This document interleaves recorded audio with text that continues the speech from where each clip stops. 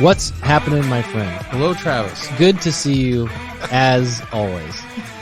It is damn near the first day of September. Can you believe that? How did that happen? It's gone by quick. I can't believe it. 8 months just flew by.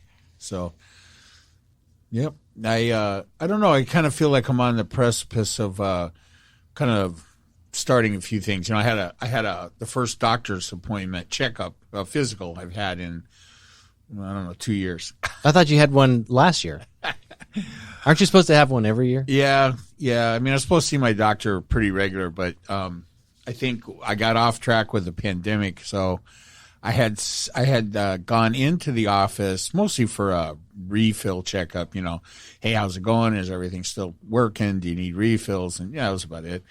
And then that was just before, and I did labs just before the pandemic started. And then I haven't been back since.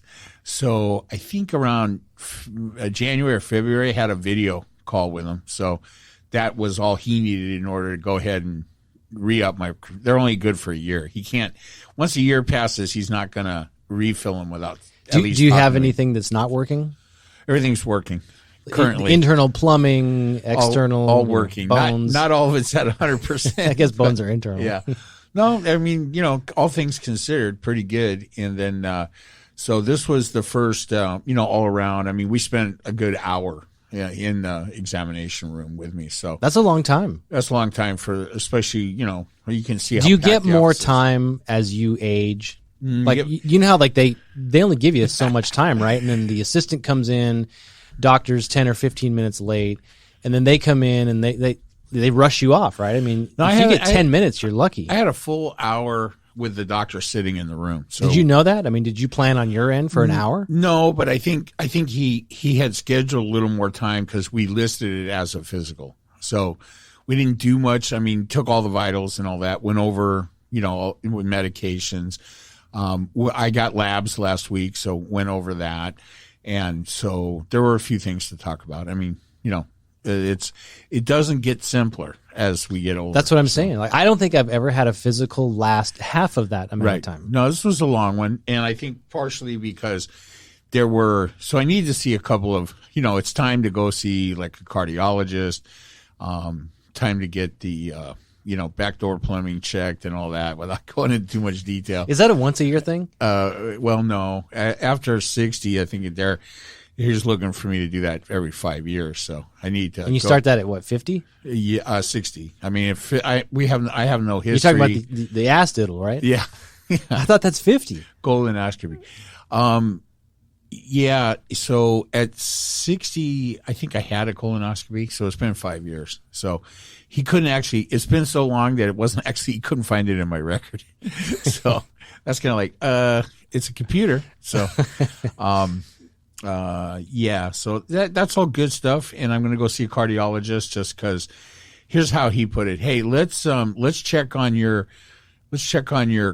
how did he put it? Let's check on your, cardiovascular health, before the heart attack rather than trying to do it after the heart attack. That's usually a good time. Now, will they put you on a treadmill or something to make you run in place and get your heart rate up? I don't know. The last time I tried to do that didn't turn out too good. So, what do you mean? Did you fall? No, I was sick. The last time I was set up for an actual treadmill stress test, right, where they put you on that, where they do that was when I was sick. I had pericarditis at that time. So this was 15 years ago. 16 years ago, probably had pericarditis. That's an inflammation of the sac around the heart. And so there was a lot of water filling up. So my heart was going very fast. And so when I went in for this, took a long time. It took the better part of 3 months to diagnose this. The whole time I felt like shit. So your resting heart rate was just like when I went in for the stress test, my resting heart rate was 165. Oh my God. Which is where they would try to get it to after significant time on the treadmill. And it was like that for 3 months? It wasn't like that for 3 months. What was happening was I had pericarditis, so I had this bacterial infection in the heart sac. So it was slowly making water gather in there. So that was making my heart go faster, pump faster, because my heart couldn't expand and contract as much as it should. So like all your organs are always going to perform at 100%. If they're impaired in some way, they just work harder with whatever they have left. And so because my heart couldn't expand and contract fully, it had to do it more often. So that was increasing my heart rate. So I went in with this, really high heart rate, 165. And then that was making me really dizzy and not feel good, right? So it took a while to diagnose it. So then, how did they fix it? Well, from the stress test, the doctor for the stress goes, look, I'm going to send you back down to your doctor because we can't do the stress test because your heart rate's already really elevated. So something else is going on. So then I went down to my doctor's office, drove myself over to the hospital, so I could smoke a couple cigarettes on the way there. So this was a while ago. And walked in, and they already had my name. So, I'm going to go into emergency, right? There's all kinds of people with limbs hanging out and, bleeding and stuff. But you literally were a walking heart attack. I just walked in, right? And so they took me in and put a main line in and put me on a table and stopped my heart. And no shit? Yeah. And then restarted it. And then that shock to the system brought down the heart rate. And then they artificially kept it down with the intravenous heart regulator. And then did they ever pop that sac? So they immediately started giving me intravenous antibiotics. That was a bacterial infection, right, on the outside of the heart, between the heart and the sac. So inside the sac, when that is on your valve or something, that's endocarditis, right? So anyway, it's dangerous, but the intravenous antibiotics immediately started to make things better. And then we got the heart rate down. But I went into intensive care for about 4 days, and then I was in the regular hospital for a couple more days. So eventually my heart went back. It went into atrial fibrillation, which you probably heard about on commercials. I hear it on the drug commercials. Right. Yeah, those epic long movie. So if you have AFib, get this drug. Well, so after 3 months of going to the doctor and saying, look, I don't feel good, I'm not feeling good, and having them give me multiple rounds of oral antibiotics saying, well, you got a flu or you got something that's making you not feel good. Then finally on the third doctor visit, he listened to my heart with a stethoscope and he goes, hey, you know what? I just heard something I haven't heard before. So what he heard was the atrial fibrillation. And so that's when this was I think the upper chamber of my heart valve. My heart was not pumping in rhythm correctly. It was out of rhythm. So he could hear that. And so that's why he thought I better get over it. And as a former musician, you're very aware of the rhythm. You want it to be good rhythm. Just for all our listeners out there, not a doctor, so I can't give medical advice, but if you're dizzy and you feel like your heart feels funny, don't, just go get it checked out because that's what atrial fibrillation sounds like. I was just seeing a GP, so he wasn't, a cardiac specialist or anything. I'm sure a cardiologist would have heard that right away. So that started, some treatment and, got through all that and started to see a cardiologist for a little while. Got everything back in. I took heart regulators for a year or so. But it's, we just kind of, started bringing that dose down. And because that's dangerous medicine. That's digoxin or digitoxin. And so it's a deadly poison. So in a small amount, it regulates your heart. A little bit more, it kills you. So when they stopped your heart, did you see any kind of bright light? Did you have any epiphany? You see your life flash before your eyes? You know what I felt like? I felt like I was being flushed down a toilet. I felt like I was swirling around the bowl and going to go down. So you were literally being sucked away of your life. It felt like it. It was a very intense sinking feeling. But you notice how you said you felt you were being sucked down? Like you didn't go up, you went down. Not going up. Yeah, that was the worst part. Yeah, so that was a very odd experience. How long did that last? Seconds, right? They just seconds for you? Yeah. Or in real time, was it just seconds? Yeah, just seconds. Because they put a main line IV in, right? So they gave me something that stopped it. Because they had to stop. I was going to stroke out any second or have a heart attack. It was just too intense.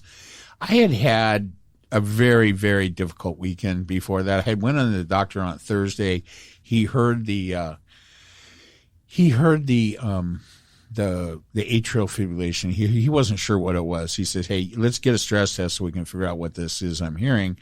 that was scheduled for the following Tuesday, I think. That was the day they did them, right? It's not like they did them all day, every day, all day. So over that weekend, had a tough weekend, man. We had a power outage. I spent all of Saturday night awake because I couldn't sleep and I was sick and it was bad. That morning before I went to the doctor, I woke up with the most intense cramping I've ever had in my stomach. Literally threw me out of bed. So that whole day was just, by the time I made it to the doctor for the stress test, I already felt like I'd been run over by a truck. So I had a lot of things kind of culminating right there. Plus that pericarditis was making me real sick, right? The heart problem. So got all that cleared up and, How do you get that? How did I get that? Is that it's a good question. Contagious thing? No. It was probably due to my whole system probably wasn't working as good as it should. So, because you got to get some bacteria that gets stuck in that heart sac. So, yeah, a lot of stuff. So, did you technically die when they? Nobody ever said that, but and I never lost consciousness that I know of. So I don't think so. But boy, that was because it just stopped my heart on a dime. I mean, it just was not pumping. And that's the feeling, once it stopped and that sinking feeling, and then boom, it was like a shock. They gave me adrenaline or something. But you've heard these stories about these people who die on the operating table. I just read this story. Go to the light and all that. Yeah, they go to the light. I read this story about this guy recently who says his heart stopped for like 20 minutes. You all right? Yeah. His heart stopped for like 20 minutes. And same thing, he saw the light, he got sucked somewhere off into, the toilet bowl. And then he ended up, like out in some field and he saw these flowers and he's in the clouds. And then there was this hand that reached for him. I need mescaline for that. What's mescaline? Like peyote. Don't we all? I'm not going to see any of that shit without something more.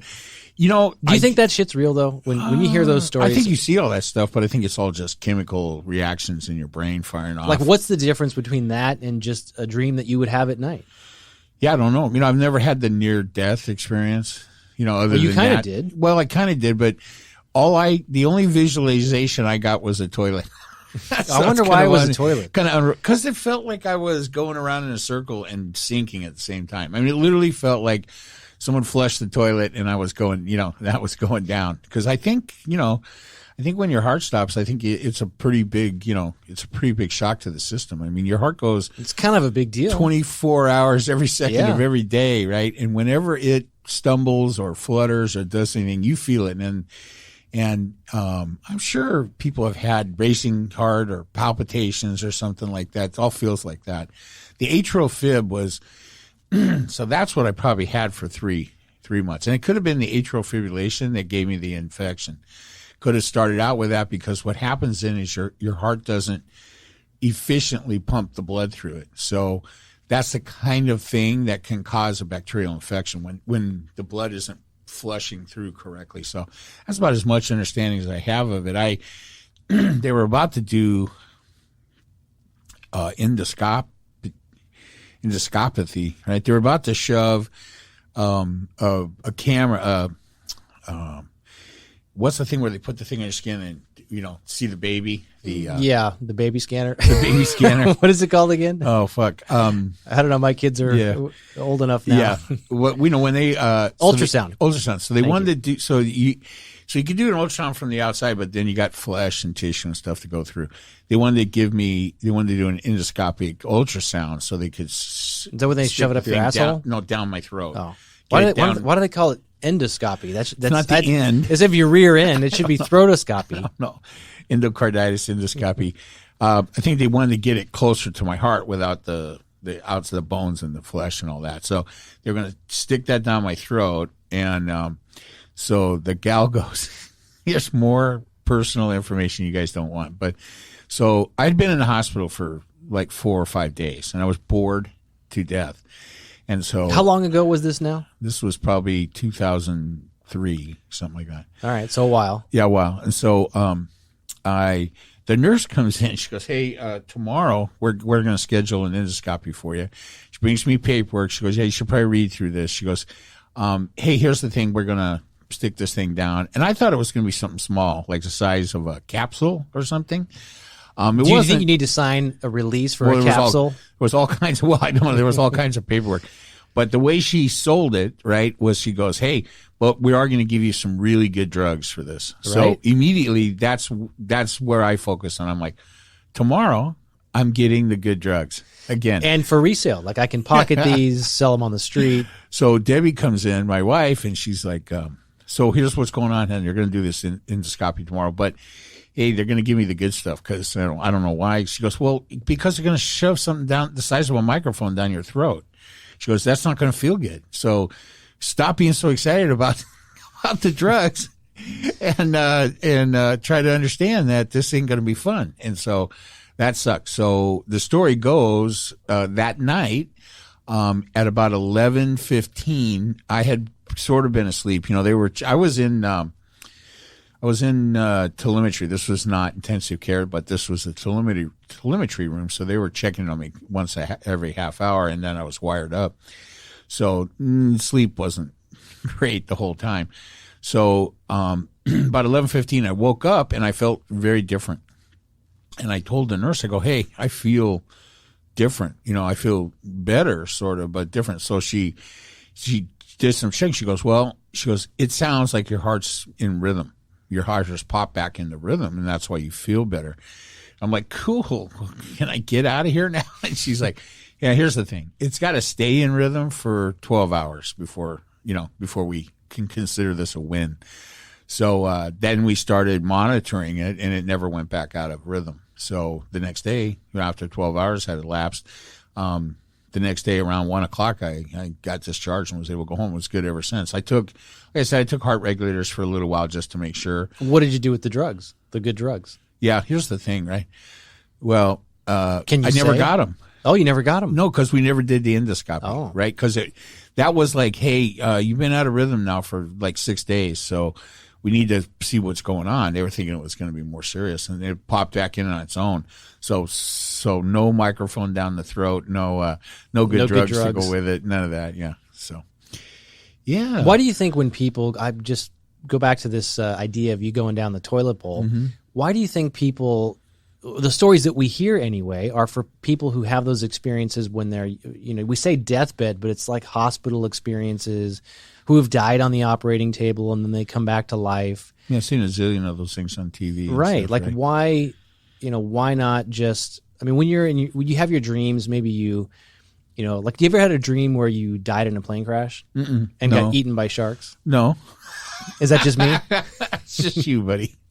If you survive the plane crash only to be eaten by sharks, that's like the worst thing that could ever happen. I've had dreams where I thought I was going to die and I wake up suddenly. I've had that a couple of times. I've never had anything close to a near-death experience. When I was a little kid, one time I dreamed that that everything was a dream and I had woke up in my dream. That was reality, and the rest of this was nonsense. That shook me up I was a little screwed up. I was really young. I was like 6 or something when I had that dream. So it took me a while I'm like, well, are you sure this is the real part and the other thing is the dream? And but other than that, dreams isn't that what they teach you in philosophy class, like Philosophy 101? Is this a dream? Is this what is the real reality? What dimension are we in? Didn't we touch base a couple of podcasts ago, or maybe it was in the last one, on the use of hallucinogen drugs for therapy or something?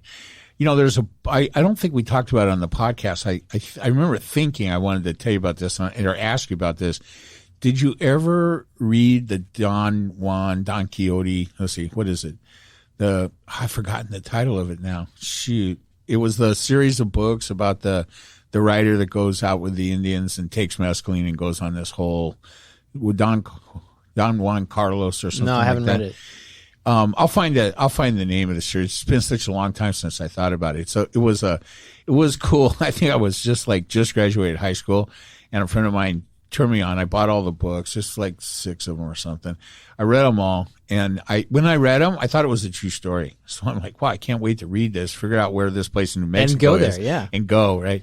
And then found out that it was actually it was not true. There are places you can go. Like I finally have convinced my wife to allow me to do it at some point in the future. Sweat Lodge. Yeah, but there's a place in Costa Rica. There's a place in Jamaica. There's a place in the Netherlands. Why do you think they're in those places? Well, I know why. Because there's the war on drugs here in the U.S.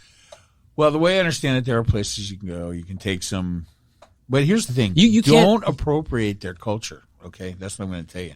Don't if you go. I hate that fucking term. As a white guy, as you start using mushroom-based psychedelics, peyote, and so forth, you are appropriating the culture of the American when you go to Indian. Hawaii and they, or they used to put the lei on you, is that do you have to immediately take it off because that's cultural appropriation? No. You go to a luau, they give you a lei. The women wear flowers in their hair. Coconuts on the titties. They're appropriating the hippie culture, which is actually mine. So the flowers in the hair.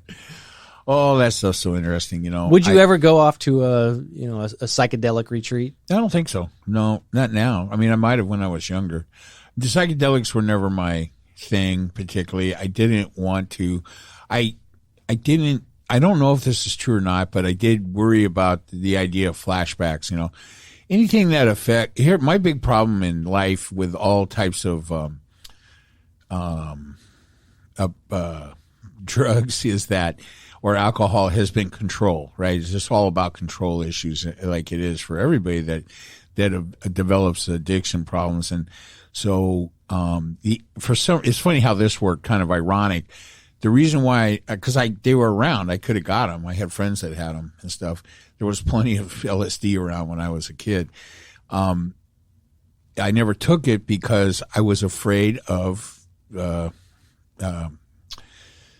addicted. No. What happens when it comes back? Flashbacks. I had heard a lot about that. Why was it that the thing that scared you away from it, though? Because it would be one thing to get all set up, get some beers, smoke some pot, sit around in a room, do something, and then have or play music, or be with friends or something, and have a psychedelic experience. It would be another thing to be applying for a job and have the flashback come just as I was handing my resume across. You were worried the table. not just about the flashback, but the timing of the flashback. Well, totally the timing, right? Plus, I the whole thing just kind of scared the shit out of me. So, I mean, one time. So that's like what do you LSD and that those kind of that stuff gives you this chemical induced hallucination. So we had talked a little bit about peyote or mushroom stems or something like that. Yeah, that's a different kind of.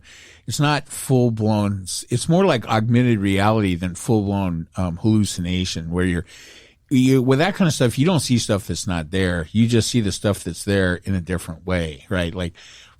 That one time that I did it with somebody, it was like, "Hey, blades of grass! Wow, look how many there are. Look how unique they are in the world. There's no place else is there a blade of grass just like this one.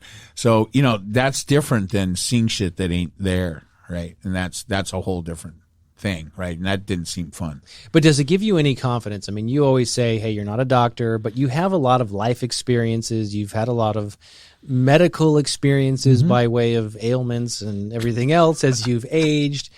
And you lived in a time, not that you are not still alive, but you let's not use lived in the past tense. But you lived your, what do we want to say, your wild side in a time when, life was a little bit more free, and certainly that shit was more available. But does it give you confidence in this day and age when something like psychedelic drugs are used in treatment, and there's now science to back up with a regimented program that those things can be beneficial? I would be interested to read the article about it, but not to actually do it. Here's the thing: I don't feel like I'm not searching for anything. I don't feel like I have.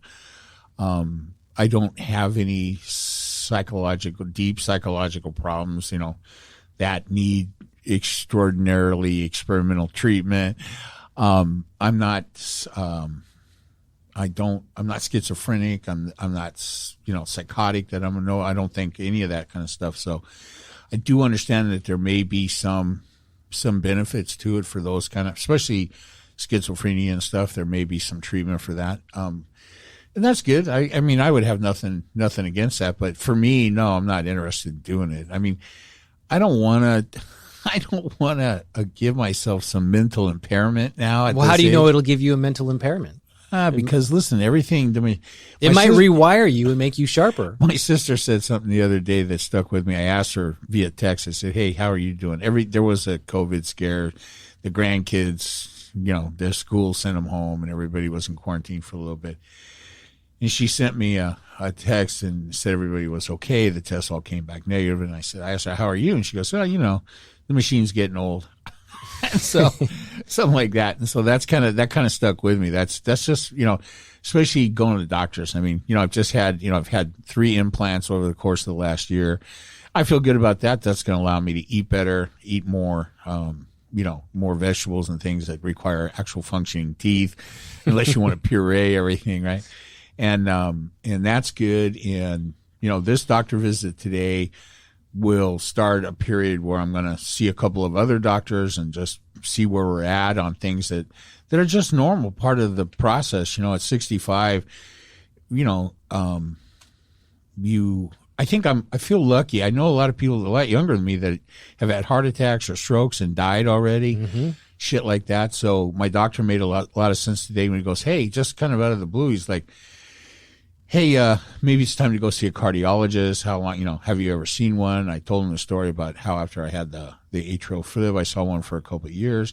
He goes, "Well, that was, a long time ago." He goes, let's get an appointment, get you with a cardiologist and, check your cardiovascular system and see if anything looks blocked or any of that kind of stuff. So, we hear about it all the time, right? Hey, this guy or that guy, he went in for a checkup. He ended up having a 4-valve bypass. Yeah, he went in and he never left. They sent him for emergency surgery. We've had a couple of things like that. So I think the idea maybe is to avoid that, try to get ahead of it. So I'm okay with that. And then, Are you afraid to die? I guess. I mean, who isn't really? But I don't. So if I am afraid to die, I'm not being afraid much. I mean, I don't think about it that much. It does occur once in a while. And then whenever you and I discuss religion on this show, it always makes me think about it a little bit. But in what way? Because as people get more closer to death, they become more religious to try to, figure out if there's an afterlife or what comes next, or I don't know, man. I don't know if I don't see myself converting because anything I would do would be an act. I mean, if I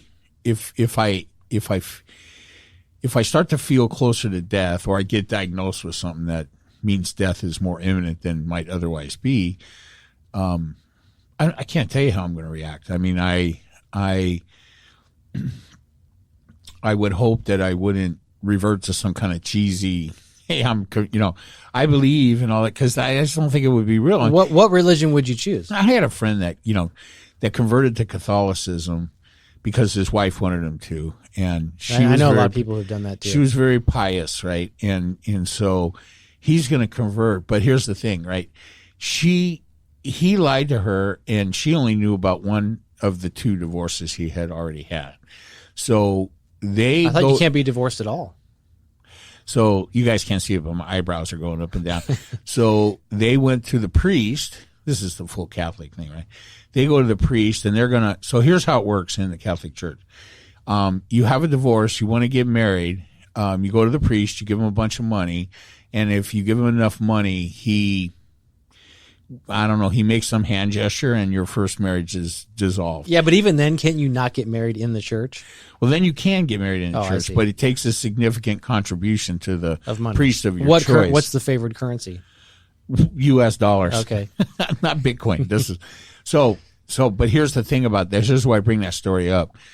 They were both very sincere and very pious. Well, I'm very Catholic, and this is the wife. I'm very Catholic, and my husband has to be Catholic, and we have to clear this with the church.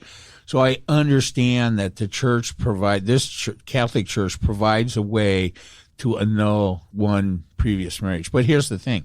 He wasn't telling her the truth about how many times he'd been married. Or if he had told her, she had decided to lie to the priest. Was it her first marriage?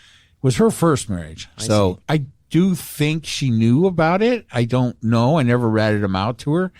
But I don't know. But either way, did they, and maybe you could put it over on the priest, but so isn't it all bullshit if you're going to lie about that? I don't understand. So I think that the idea that I'm going to convert or something because just in case, I don't understand. But isn't the whole argument about religion is that, even if you're a non-believer your whole life, even if you've had all these divorces, isn't God going to forgive you and accept you into the realm of heaven, and you will be accepted and you will not go down the toilet bowl? We often spend a lot of time talking about some heavy political stuff before we ever touch on this, and so this is a lot earlier. With reverse order? Yeah, this is a lot earlier in the program, and I'm okay with that, and fair warning to the very religious among you, this discussion might not be something you want to hear because I won't pull any punches. Is there any? Talk about it. Don't we think I think we've talked about this, but the number of people who we can use the word identify because that's the catchword of the year. But the number of people who identify as religious in this country anyway is fading. It is. And I think I did read some interesting statistics in relation to how evangelicals and, born again Christians and Christians in general and religion, as it relates to politics. And although it seems like it's growing because you hear so much about they're just louder. I don't think it's growing. It's not growing. It's decreasing substantially. And that's one of the things, right? Prior to Trump coming on the scene, it had, the numbers were, for them, it was disturbing how fast things were becoming secular. And although Donald Trump he saw that he could bring that group into his fold if he appealed to him. But here's the thing, right? He's totally not religious. Yeah, I don't think so at all. An adultering piece of shit. Obviously not a really religious person. But he said all the right things. He carried his upside down Bible with him in front of the church across the street from the White House and all that nonsense. And remember when he went to the black churches and he was dancing with all the old ladies? I don't. Is that a thing? Yeah, I don't remember if it was when he was campaigning or after he was elected. Well, I think again, the farther we get away from Trump, the less important he appears to be to me. One time it was so all-consuming because we were so in the middle of it. But I think that as things become more secular in the society, a political figure that could come out and then say, well, there's a war on religion by the left and I'm going to be your defender and we're never going to let the demonic Democrats steal, this country away from the religious heritage. All right, all nonsense, and didn't change any of the numbers. No, not more people went to the church, less people go to the church. And I think that when you see someone that claims to be the representative of the religious right, like Trump was, and he's just a bald-faced liar and a phony. Well, wait. He's the representative of the religious right? Well, that's what his stature as the head of the conservative movement that was bestowed upon him by the religious right in this country. And he accepted that responsibility. He embraced it because that would give them those votes, right? But in the long run, their numbers are still dwindling. It didn't do anything to stop that. So. What I don't understand is why so many Democrats are still religious. Like why? I think I asked you this on a couple of podcasts ago. When will we see a U.S. president not take the oath of office being sworn in on a Bible? We're still a Christian nation. We pledge allegiance and we do all these things, but that's got to be coming to an end soon. I think not soon, probably. You don't think? Well, for one thing, if there was a presidential swearing in biweekly, I could say, yeah, that would probably start to wane pretty soon. But since that's only going to happen every 4 years, no matter what, it could go decades. Well, we have a really good chance of there being another swearing in within 4 years, as I have identified. One way or the other, there'll be another. Look, within 4 years, even if Biden wins again. No, within 4 years. My God. At this point, within 3 years. I saw I know it sounds like we're leaving religion and going back. Well, to we can stay on religion, but I thought you were really going to get down on talk religion to the max. Well, I have asked you before, because I'm trying to get you to just agree with me, which is, can't we just do away with religion immediately, instantaneously, all across the globe? No. You were on record as a resounding no and why it's bad for Yeah. humanity. And I think without going into But humanity's bad for humanity. Come on, let's start picking away the things that we can get rid of. Well, so yeah, I think that's not going to be a good thing. I mean, I think these things have to happen organically, naturally. Right, I hate to use those terms, but and what that really means is time. It's going to take time. It's going to take there's generational shift, which is happening. Look, I hate to sound like a coastal elite and a snob, but I am. So there's nothing I can do about it. Intellectually, people are not ready. They are ready. They're not ready intellectually. There's too many. How do I want to put this? So it's not hundreds of millions.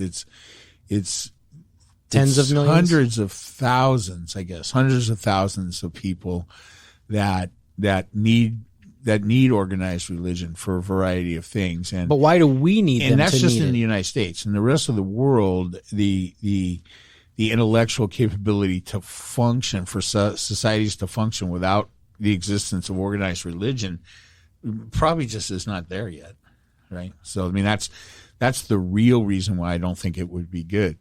And so, what people that are religious worry about, I think, when we talk about things becoming more secular, is that there'll be nothing for people in the future to base their morality on.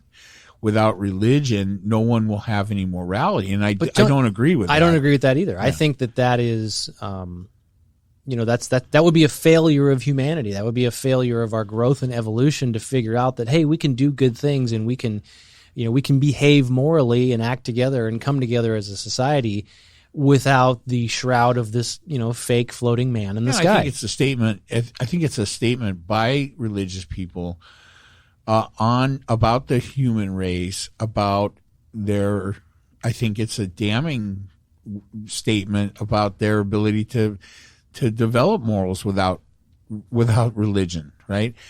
I mean, it just seems because their thinking is that, well, without the religious basis, there's nothing to base the morality on. Think about that. That's just not the truth. It's crazy that anybody's opinion is essentially, how do I want to say this? The most any person can gain knowledge-wise is over, say, 100-year period. We only live till our 80s. Some people live to 100. Some people live to be over 100. Mm-hmm. But there's a finite amount of time that any one person can accumulate knowledge, and call it 80 years, 90 years, 100 years, whatever the max is. But after that, you've expired. You're gone. You're not accumulating knowledge. And then after you, there is a whole world that exists. There's other people, generations of people who learn things and move on and create great things in society.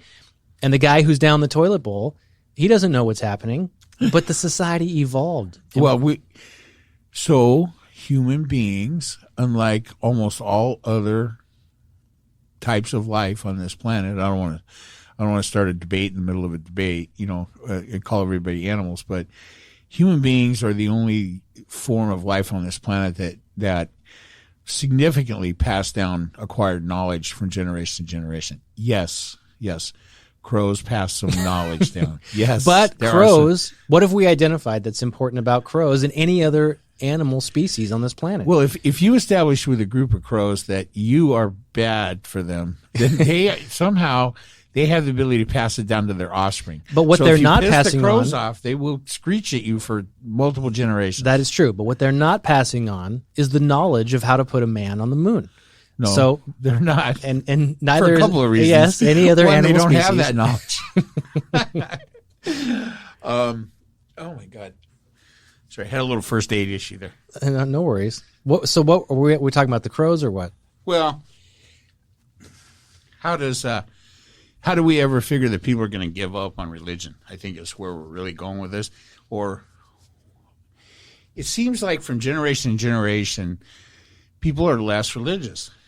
And it doesn't seem to be ebbing and flowing. It just seems to be going in one direction. Down the toilet bowl. Down, yeah. Although the way this might work is, I mean, I think what we know about antiquity is that there have been many forms of religion that have come and gone. So we can only hope the current ones are going to go. But then something always replaced it. Like what? Extremism? No. Like another form of religion, right? I mean, you know what I'm saying, right? I know. The Romans had gods before the Christian religion took over the world.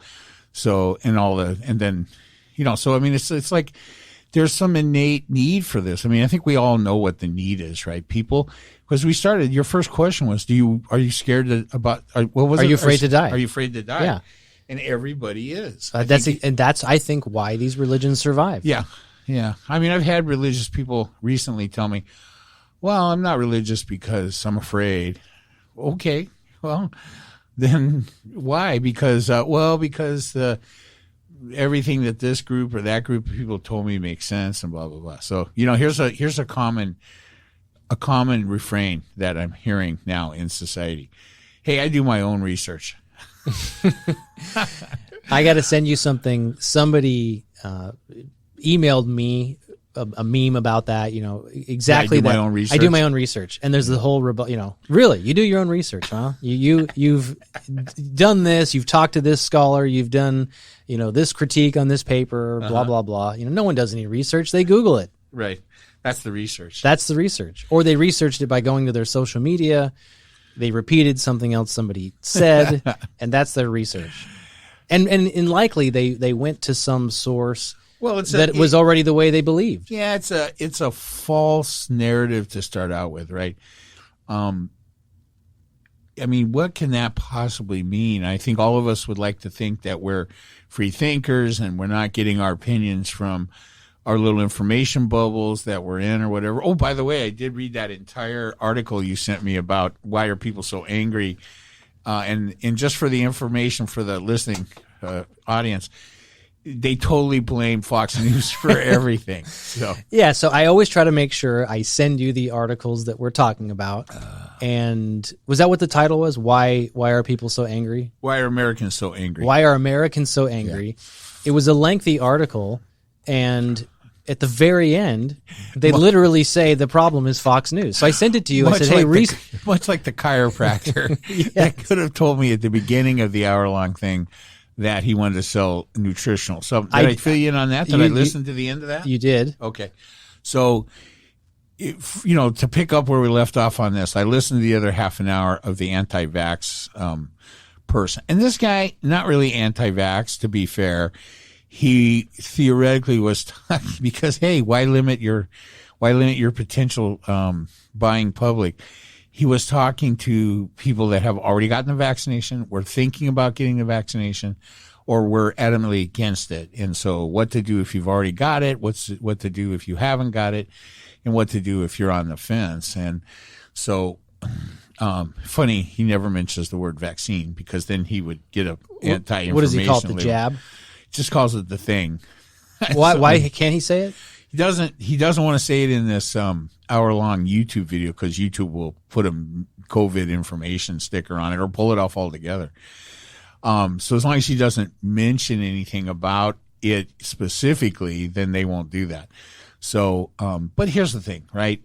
He may or may not have had some good information in there, but I mean, well, you watched it. Yeah. And so the second half hour was the hard sell on the nutritional supplements, his own brand of stuff and all that. So, well, look, it's a commercial. I asked you the question, I think last week, do we really need to even understand these people? Do we have to have an understanding of their whys or where they're coming from, or do we just need to accept that's what they're saying?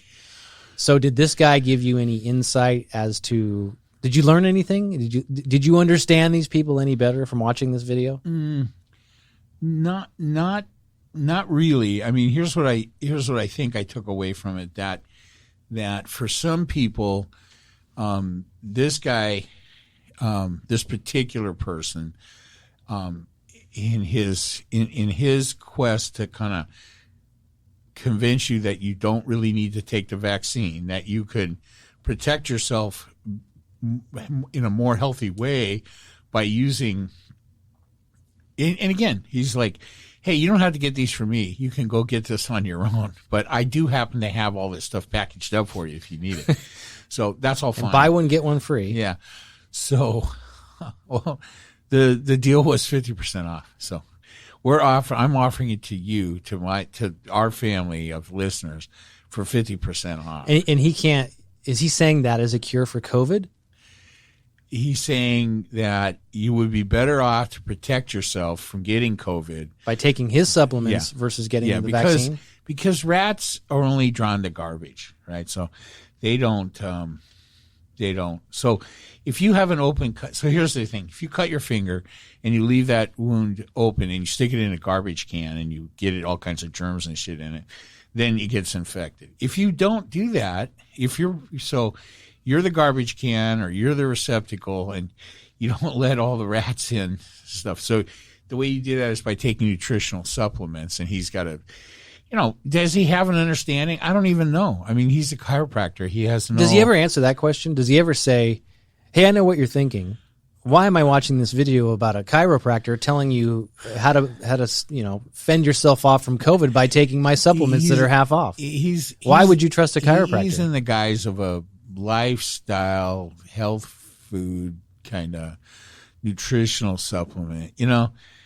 That's not the thing for me, but I can understand how that might give him a gravitas or credibility with some people that it will not give me. Listen, I grew up listening to my grandfather was one of the first 16 people to sell Amway in the state, right? Amway is significantly connected with a food supplement company.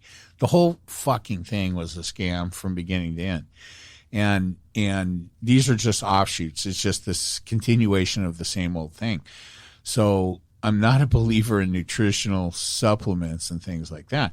If you know a lot about it, but here's the thing. You could have just stopped at nutrition. If you have to be, the people that listen to him do not become nutritional experts. Why did you go back and invest another 30 minutes? To be fair, who sent it to you? To the person. Oh, you felt you owed it to that person? Yeah, because so far, this is somebody who, when it comes to politics and now everything COVID, we appear to have very different opinions about it. And I had a recent discussion with him about religion, right? And about politics. And so the sources that he cited to me for his political beliefs, especially around voter fraud, come from the chiropractor? The Heritage Foundation. Yeah, the Chiropractic Foundation. The Heritage Foundation. And so that's a very specific thing. So he'll know what I'm talking about. And then, of course, his religious beliefs are all based on the Bible. So I think the Heritage Foundation is just a right-wing, scam thing. I don't give that any credibility at all. So, of course, that's very upsetting to him that I don't give credit to his main source of voter fraud information, because I think the Heritage Foundation. Why is that upsetting to him? He could easily say, I don't give credit to any of your sources.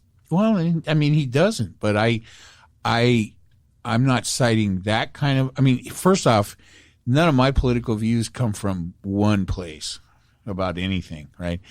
And I'm not saying that. Well, he only has two choices, right? The Old Testament and the New Testament. Well, he has on the religious side. The other thing is that he's very religious and to the point where he actually is a pastor and gives sermons and things like that. But that's okay. But even when because I mentioned something about Christians thinking that all the Jews had to convert before the rapture could come.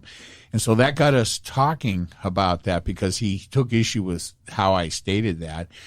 And so we talked a little bit about that, and then we talked a little bit about politics and voter fraud, because I asked him, it had been a while, and I said, hey, so, now that we're a little bit down the road from, the election, this and that, you don't buy this stuff about voter fraud and that the election was stolen. And he definitely does. And he cites, the thing he cites for that belief is the Heritage Foundation. That's the only source of information. Well, what do they say? He says, I can send you something.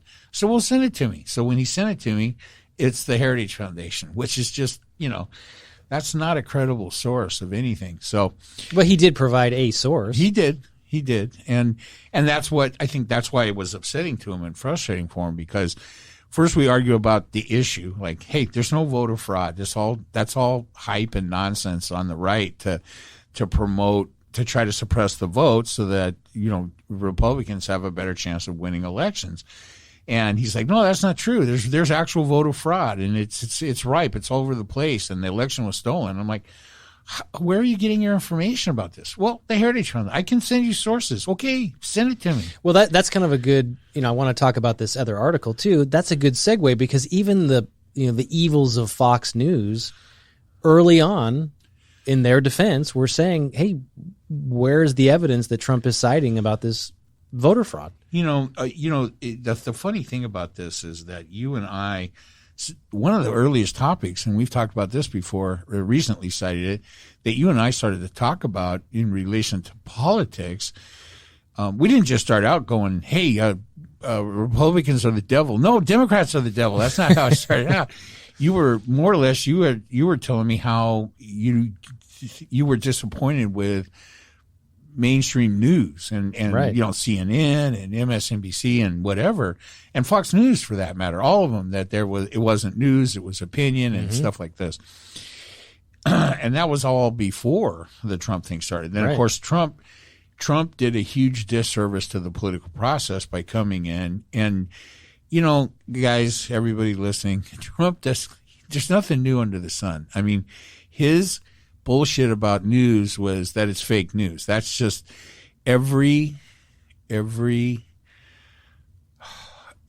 disruptor of democratic politics. That's always the way it starts. That is a familiar standard trope of political agents that are trying to destroy democratic politics. It was also it had a layer of entertainment, because every time he would say fake news, he would get laughs, because it was his base normally he was talking to, and he would get some chuckles, because when you go see Trump, you expect a couple things. You expect him to say fake news, half a dozen times. You expect him to say lock her up, right, referring to Hillary. And it was one thing when he was just an amoral, semi-washed up real estate developer, right, out in the peripheries, making statements like that.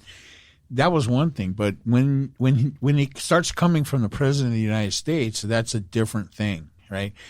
And so, you and I started talking about that a little bit, right? And so initially the conversation is sort of moral equivalency. Well, MSNBC is just as bad as Fox News, but that always goes a little bit farther. It's not just MSNBC, which I think everybody knows is opinion news 24 hours a day. And they don't pretend to be. You don't see anything on MSNBC about, we're fair and balanced and we're bringing you both sides. That's not what they claim. That's Fox that claims that. CNN is obviously much more liberal slanted than, say, Fox News, but what isn't? I mean, Nazis are a little bit. Let's rank them. Who do you think? CNN, MSNBC. MSNBC's far left. Who's the farthest left? CNN is left of center, mainstream news, and Fox News is far right. But we're saying those are the big three. Here's the bad news. There's also now there are 3 or 4 other wannabe Fox Newses, and I can name them: OAN, Sinclair Broadcasting, and Newsmax. Yeah, but where do you even get that? Get what? Get those channels. They're on my what do I have? AT&T. They're part of my basic cable package. And do I watch them? It's in a bundle that you have? Yeah. Well, get rid of it. Don't support them. But I have a choice. I mean, I didn't pick that bundle because those fucking things were in it. But I think the point of this is that it's disingenuous. So So here's the point I want to try to make. And I don't think I think right from the beginning, Trevor, when you and I started talking about this kind of stuff, I did not see CNN and do not see CNN or MSNBC or Channel 4 News or NBC, ABC, or CBS News as the other side of Fox News. Fox News is not news. There's nothing about that channel that is news. Are we saying that is the way it's always been? Fox News has been a construct dressed up in news from the very beginning. I mean, they pointed that out for what good it is. They pointed that out in the article, right? It's like, okay, so you have far right-wing conspiracy theories being pushed on a network, right, that is dressed up to look like legitimate news, but it's not.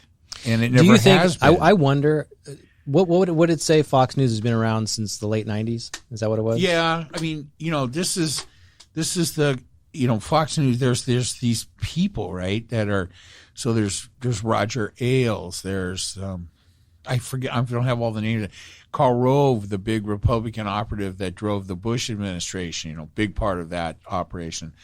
So Roger Ailes is gone now, right? He's not there because he got so wasn't he like a sexual assault guy? He got involved with some Me Too, got him out. But then there's the actual owner who is, I'm forgetting the guy's name, the Australian guy, right? Yeah, Murdoch.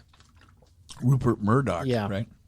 And then there's some other names that are a little less well known. But I wonder, if you go back to the first couple of years of Fox News, I wonder how you and I would judge it now as in relation to its partisanship and how right wing we would think of the early broadcasts. I have no idea what was even on then. I think we would still find it to be, because it did came in. It was a construct of the whole. Do you think we would think it's pretty benign? In that benign, article, though? right? They talked about Newt Gingrich and the rise of the Tea Which Party I thought was going to be a gift to you, that they were going to cite the same thing you always cite, which is Newt Gingrich. Right. Well, I mean, I cite Newt Gingrich is when the Republican. So we got two different things going on here that we're talking about.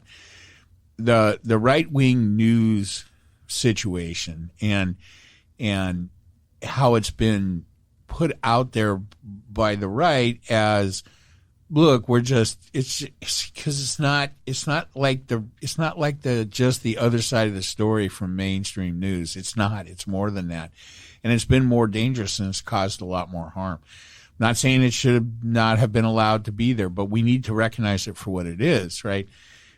Snakes have a right to live. You just have to know they're snakes. Do they? Yeah, they do. So if we haven't made this clear, basically from the title of the article saying, why are Americans so angry, they paint this whole picture. I should look up this. I forget the name, the author, and all that stuff. But they're basically saying that it's because of Fox News. Yeah, they are. They're saying that because of what it is and how it's been done, and that it is responsible for, in large part, for creating this huge divide among the American public. Do you agree with that? I mean, I think you agree with the setup of the article, but we only have really a 25-year period to look back on. I think that we have witnessed. So what is Fox News? Are you going to, let me ask it this way. Are you going to blame the deterioration of society over the last 25 years on Fox News? No, I blame that on loose sex and rock and roll. No, and it's never going to be one thing. But I think it's important for people to have an intellectual understanding of the role that Fox News and the entire ilk has played, and what's even going on right now. Fox News is losing their hold on that audience because of the Sinclair Broadcasting, Newsmax, and OAM, much farther to the right than Fox News could ever imagine. So let me ask you this. Do you think Fox News cares about their content in a way that supports their message, or in a way to keep the audience from going to the competitive networks? Are they going to go further crazy? You mean the other right wing? The other right wing networks, the OANs. Is Fox going to double down on their conspiracy theories and their election fraud stories in an attempt to not lose the audience over to OAN and everything else? Or will their message be diluted, back to center, if you will, if they lose some of that audience? I think that's a good question. I think little by little people are going to see Fox News for what it is, right? So during the day when no one's really watching and Fox News is running in the background in every hardline Republican's office and, front room. Part of that is imagery too, right? You have to have, like we happen to have CNN on in the studio today, right, which I never do. Right. That's not normal. No, I only had it on because Biden was speaking when I got here. Right. But if you're a Republican politician, you have to have the Fox News TV in the background when the camera's on you. Right. Or in real life, when someone comes into your office, you want Fox News playing on your big screen TV in your office. I don't want to. Do you think that's a way so people? That's virtue signaling. Well, is it so are they just throwing their cards out there so you know who you're talking to? It's because, like, if we all don't wear red shirts and blue shirts, it's a way to say, "Here's who I am." Well, I think it's a step down from wearing a MAGA hat all around your office all the time, so you don't get sued. I think that. I think that we need to what's important, I think, is that we recognize that look, so much of what's on Fox News is conspiracy theory and bullshit and lies, okay, and hate and things designed to drive wedges. And that's about it. During the day, it's a little less, but everybody's well dressed and looks nice and the sets are clean and so forth.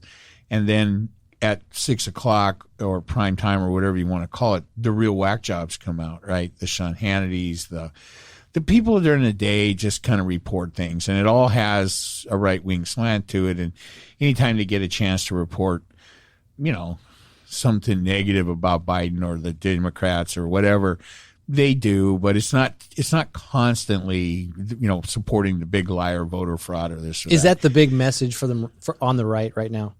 What? Voter fraud still? Well, we've talked that thing to death. There's only one thing about right-wing media. Yeah, right-wing media still talks about it all the time because they're trying to give cover, or support for Republican state government administrations to pass things that are going to suppress the vote. And everybody knows it. I think anybody that doesn't understand that now is just not trying to understand.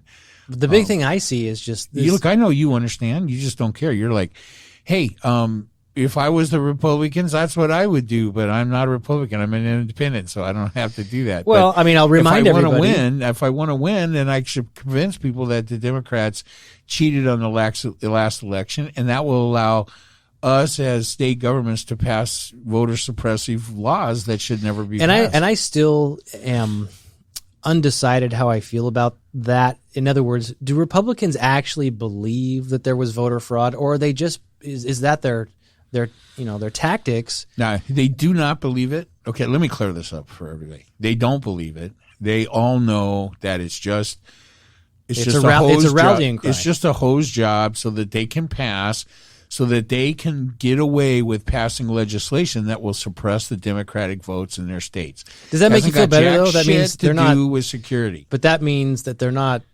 dumb. At least they can see the numbers and the data. I never said they were dumb. No, I know. But does that make you feel better that they're just, this is just a war tactic for them? Well, I think, last week I think I started out the show complaining about how weary I was talking to people about stuff. Because, frankly, I had this discussion with the person in my family.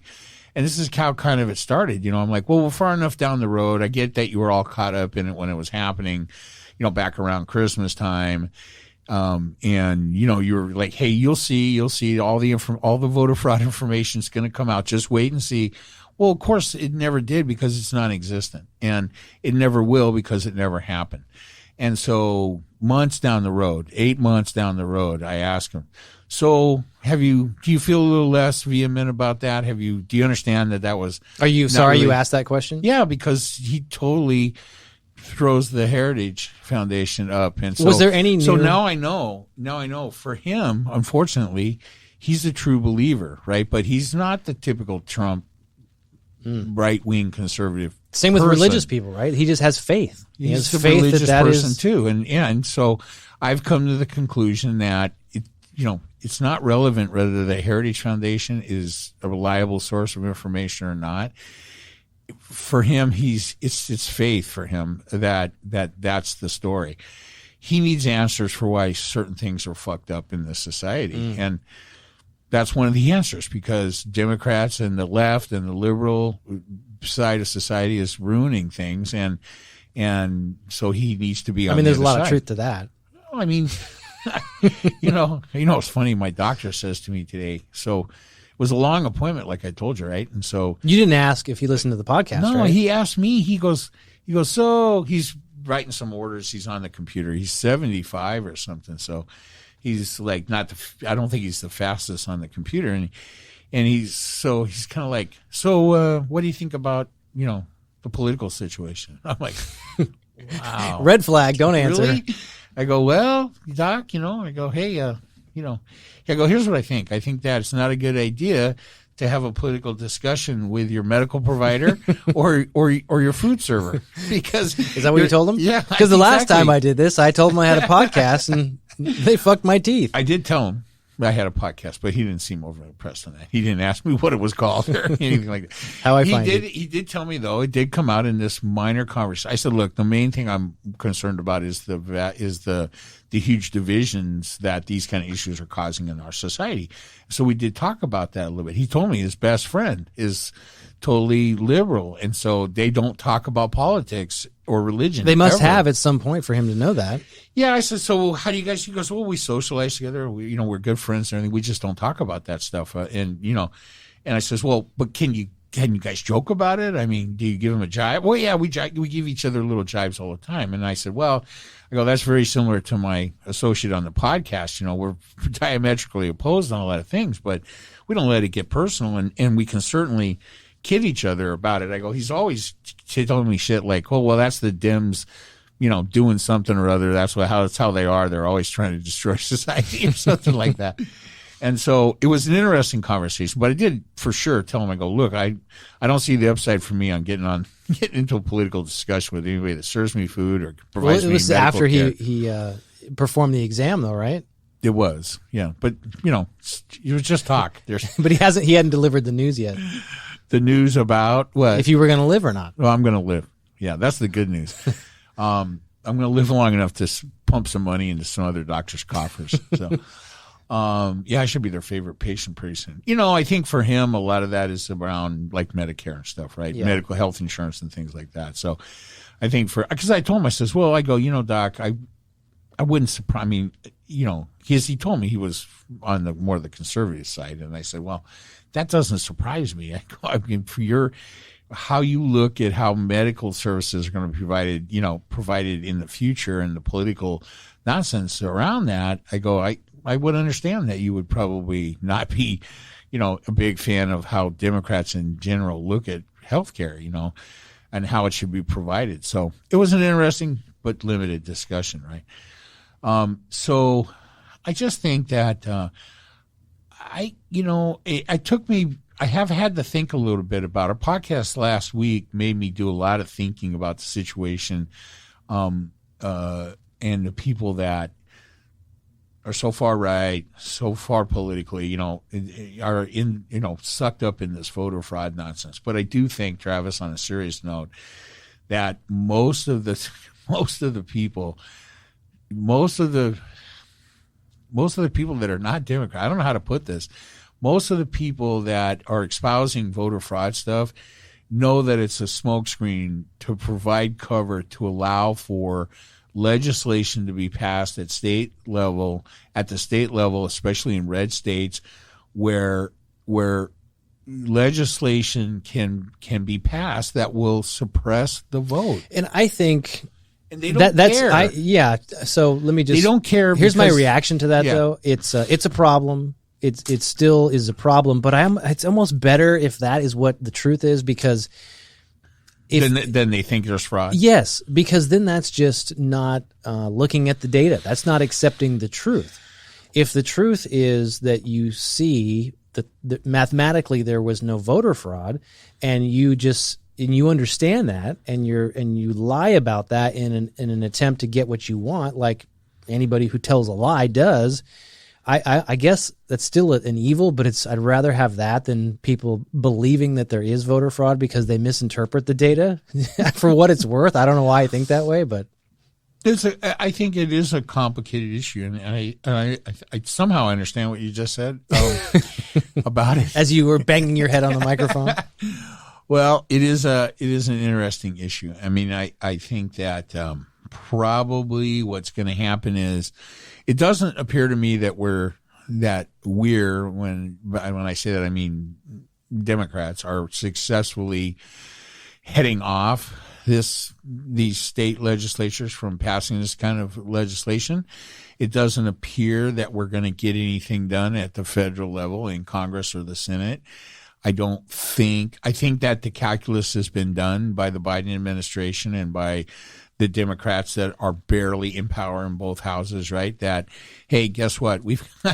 If any one of these elderly fucking Democratic politicians kills over or decides to go spend more time with the grandkids or whatever, everything changes, right? So there isn't much time. A one-person majority in the Senate is tenuous at best. And so I think that the calculus has been done, and I think they're going to concentrate on getting, they passed the infrastructure thing. That's going to end up passing. Looks like they're going to get another big chunk of spending through on reconciliation. And past that might be the end of the legislative accomplishments. I think that leaves voter rights legislation and several other things, big issues, especially several other big progressive issues out in the cold for this until we see what's going on. Just really hard to say. I mean, and then there's what is going on right now. I mean, you got three crises brewing all at the same time for this administration, right? You've got Afghanistan, which is probably going to start to cool off now. That's a topic I'm going to love to talk about now or in the future. Well, let's talk about it, because that's what I was going to say. From what I see on the periphery, all of the mudslinging from the Republicans about Biden is mostly on Afghanistan, because that's a big issue right now. But I have to say, coming on your side here for a minute, I did not vote for Biden. Usually I think most of the agenda items for Democrats are just not my cup of tea. I don't think that's how we should run the country. But I'm going to give Biden credit here. I think he's done an excellent job the way he's handled Afghanistan, his leadership, his balance between no nonsense and trying to execute a plan, a military operation. I think it's a no-win situation, right? That he's had to deal with, let alone just trying to keep his balance at the podium and try to survive because he's a fucking 130. Right. But I think he's done a great job. And I think any president, if they actually were to do this right now, if it wasn't Biden, if it was Harris, because Biden wasn't around, if it was Trump, they would all be criticized. Yeah. Based on how things are unfolding. You can't trust the fucking terrorists. You can't trust the Taliban. It's a bullshit situation. All the shit the Republicans are saying about, you're going to let Americans die. This is unacceptable. I mean, I'm seeing that. I'm seeing we can't let the planes land here in the U.S. because we have to vet these people. They're terrorists and everything. It to me, it just seems like it's not a legitimate criticism. It's just, it's just another thing that they can throw out there and be anti-Democrat and anti-Biden. Yeah. And believe me, that's fair. If you are anti-Democrat or anti-Biden, whatever, but come on, let's use something that's legitimate, not this. We touched on this last week, but things have happened so fast, right? I mean, a lifetime has been wrapped up. A lifetime concerning Afghanistan has been wrapped up in the space between these two podcasts, and so it's like, okay, so this is not I don't think him doing this is a criticism of anything except that he didn't feel there was any benefit to continue to be in Afghanistan, that we would continue to lose American lives spend money we don't really have. Exactly. And no real benefit coming out of it. And then here's the thing. So, everybody that is now against pulling out of Afghanistan was for it before. I know. Right. So, okay. So smart people on, center and right that can see that and understand that a lot of the criticism you're hearing that you'll hear constantly on Fox News or any of the right-wing media, and you're even hearing some of it on the not right-wing media, right? And so that surprises me. I don't understand that. Well, because look, there are legitimate people, ex-military people that you can see on CNN or MSNBC that are saying, look, this is fucked up that we didn't get everybody out, that we didn't get all these cooperators out. These people risk their lives to help us. Yes, they probably thought all along there might be a chance for them to get out of this shithole for doing it. But that's probably not the only reason they did it. And I think a lot of the people that we are having to leave behind probably didn't want the country to fall into Taliban hands and thought if they helped the Americans with their mission, it might mean that Afghanistan, where they probably wanted to stay home. I mean, most times refugees don't want to leave where they're leaving, right? Exactly. And I believe Biden when he says, we're not done. If more people want to get out, we'll try to get them out. We'll try to get them out. And the other thing that I agree with what you said, and the other part that I think needs to be added is, it's not like the fucking Taliban cooperated. That's the problem. It's a goddamn war zone. There was an attack. They tried to blow everybody up. They blew up the airport last week. What did we lose? 12 or 13 Marines? Yeah. I think most of which were based here in Southern California at Camp Pendleton. Yeah. This has been. And then we had a drone strike where we took out another suicide bomber just in the last couple of days. Can we do more of that in the future? I have to tell you, I don't care. You're going to take out some civilians doing that, though. I don't care who the president is. Call me old-fashioned, call me a warmonger. I love it when an American president gets on TV and says, we will not tolerate this. We are coming. We will hunt you down. Yeah. I fucking love it. There's nothing more American than when a president says, we will hunt you down. Even Bush in 9/11 when he was on the rubble with the bullhorn. Fucking cowboy, go get him. Except he didn't do anything. The difference is Biden was on the team. He got Al-Qaeda. Biden was on the team that hunted down and killed bin Laden. So, I mean... That's not Bush's fault. He was termed out. Well, there you go. There's your term limits for you. So, I have a statement about Afghanistan. I just want to get out there real quick one time. I think that getting out of Afghanistan at this moment in this time, with everything else that was going on with the COVID, we're kind of on the rise in the wrong direction. That's bad for the Biden administration, and getting this mess mobilized and making it happen in this particular space of time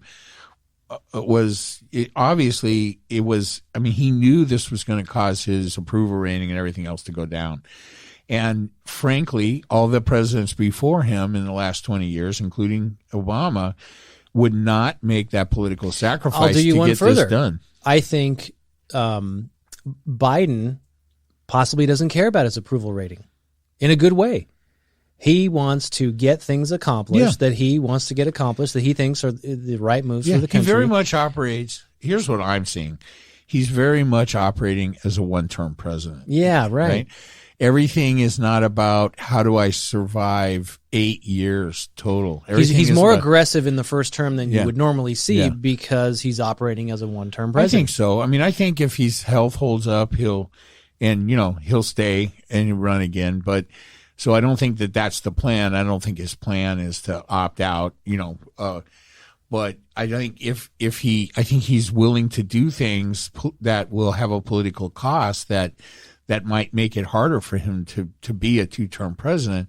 And that might work out for us, right? I think he sees the things that are happening on the infrastructure and the climate change arena as more important than any of that other stuff, right? So, I mean, it's kind of like having somebody making decisions, that know they're going to die soon, right? It's like, right, I'm going to make these decisions, and I don't have to worry about the shit that a egomaniac loser like Trump would worry about, right?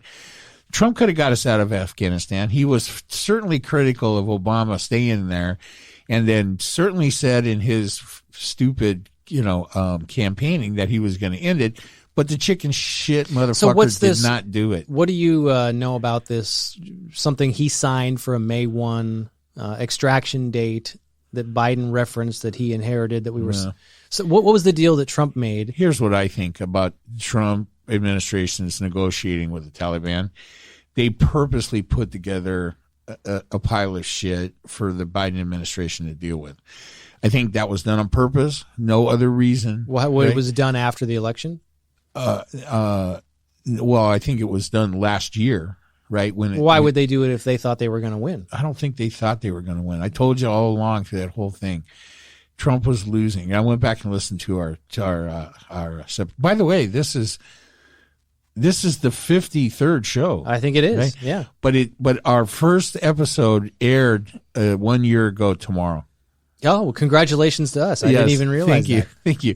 It is because back in the day, I should point out that when we started this, it took us over a week to get the show edited, get out all of our faux pas and ums and uhs and long pauses and just general breakdowns, get them edited out and get the show on the air. So and now we just leave all that shit in. And now we just put it out. Well, we're a little better than we were a year ago.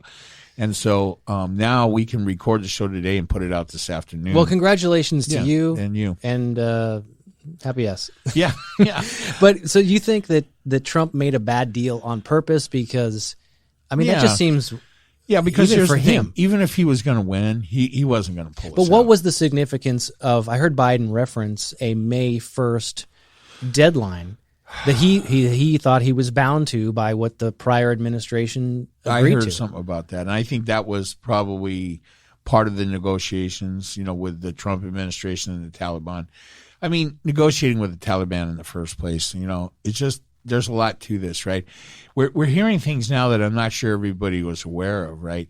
Taliban and ISIS are sworn enemies, right? The biggest problem that Taliban is going to have in Afghanistan are the 2,000 ISIS-K prisoners, hardcore ISIS-K fighters that they released out of the prison into the heart of Kabul. But that seems so strange to me. We referenced, I think, a number of 75,000 Taliban insurgents that ultimately took over the entire country of Afghanistan. Right. There's got to be a smaller number of ISIS fighters. Yeah, but can they challenge the 75,000 Taliban? You're 75,000 Taliban trying to control the entire country. That's not even the population of half of Kabul, right? What is the population of Afghanistan, did we say? I don't know, but it's a lot more than 75. I mean, there are millions. I know. Why don't they just say... There are millions of people. No, and use their sheep and attack these fuckers? I don't know. What I'm hearing is that 2,000 hardcore ISIS fighters are going to be a problem. That's it? 2,000's nothing. They're going to be a problem. Well, look, it's not, the Taliban is not really an army, not really an organized military force. Right, they're a bunch of religious freaks. Right, I mean, a bunch of yahoos running around with machine guns in with the U.S. airport. Machine guns and military gear. You see film now from inside Kabul airport, and they're just driving around in military vehicles. They just like to play dress up. You can see it right here. Those are our guys. Oh, oh no, that might be. I think it's them. That might be Taliban. Yeah, so I think that, look, it was going to be a shit show no matter what. Some things that I have come to learn about Afghanistan in this situation I didn't know before this started.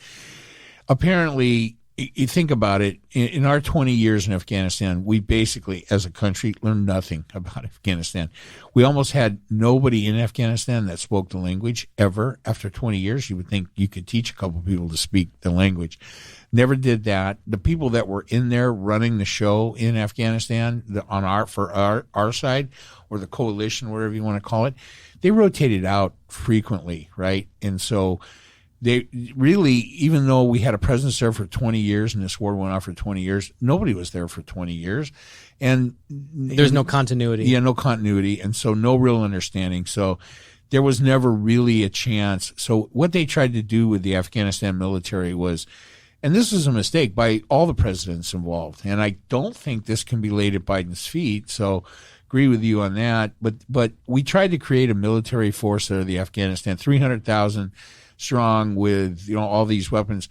So I'm hearing numbers like 95% of them can't count past 10. So of the 300,000 that we trained. Yeah, and they don't read. Why? Because they just have 10-round magazines that we gave them? 90% of them are completely illiterate. So there's no way that you can train a military force that is that illiterate to function as a Western military force would function. That's what we tried to do.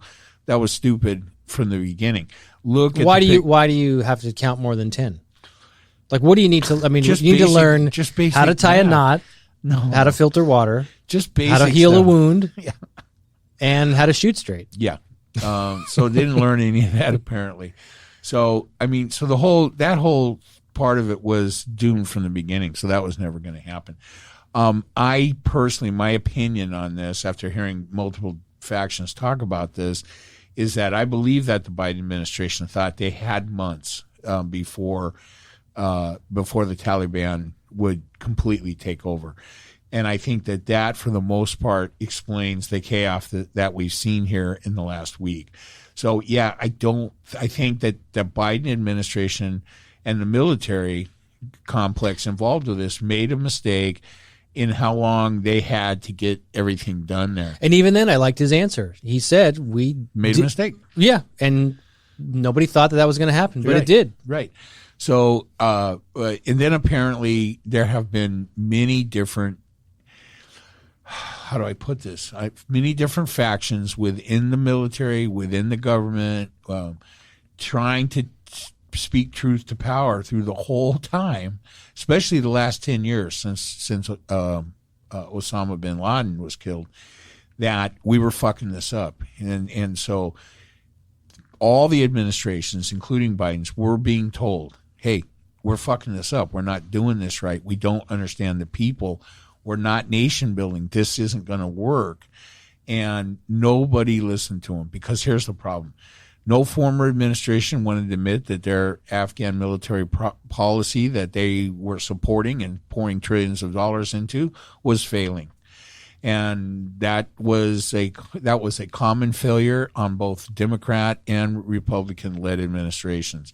And so under the guise of it's a national security interest to stay there because we're protecting Americans so that the trouble doesn't arrive on our shores. I mean, that's the basic argument. Yeah. Well, here's the thing. We've lost all of our military footing in Afghanistan now.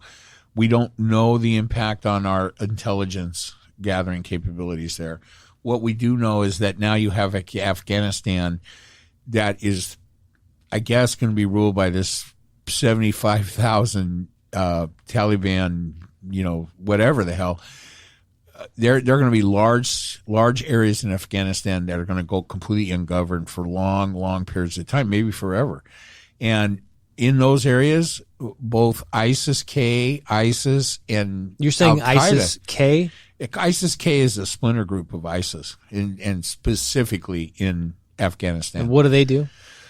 Well, they're the ones that did that. They're the ones that killed the 13 American service people, along with. So they're suicide bombers. They're the ones that did the bombing outside of the airport, right?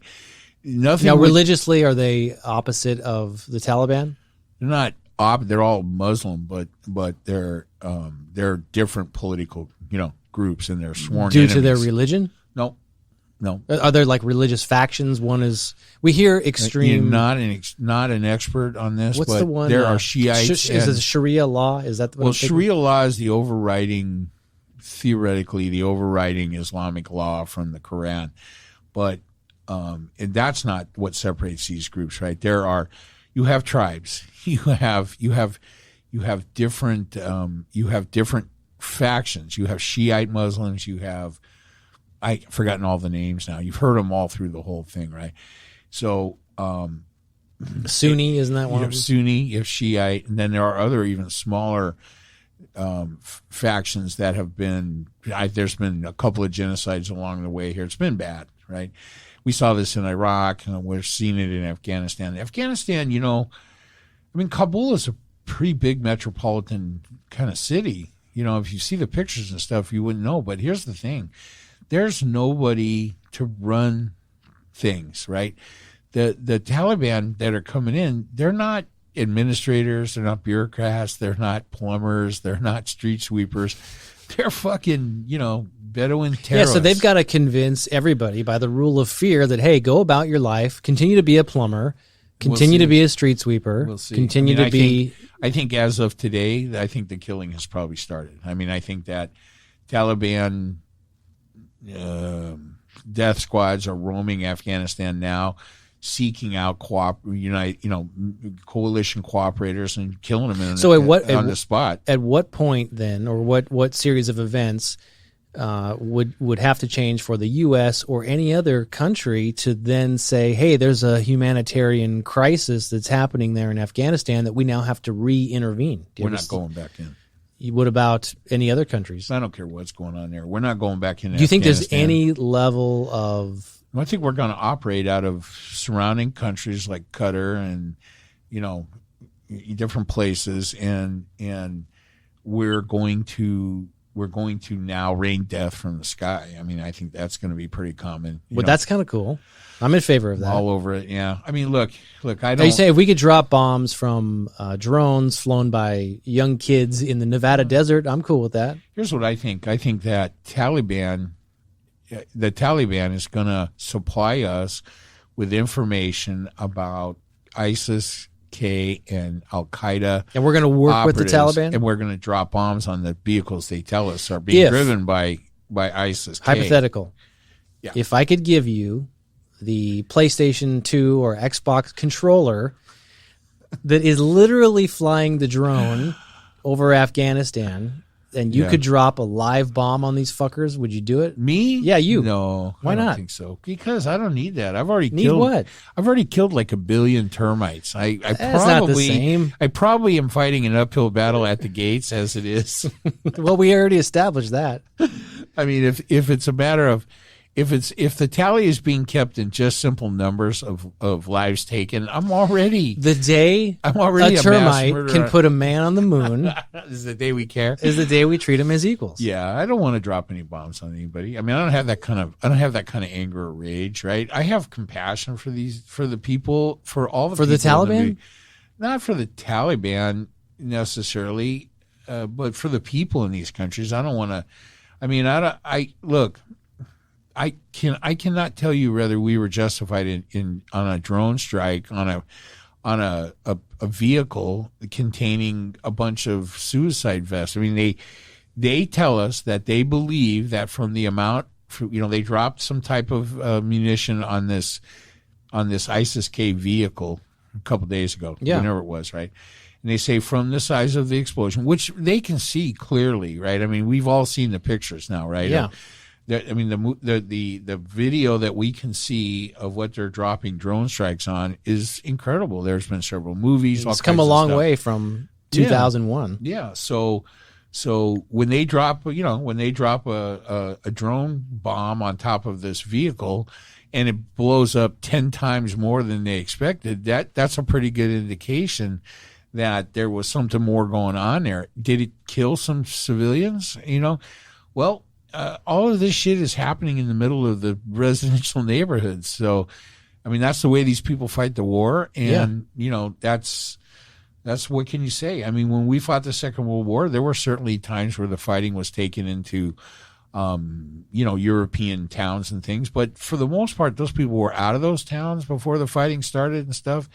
And the military marched through, but they're embedded. I know that is not good.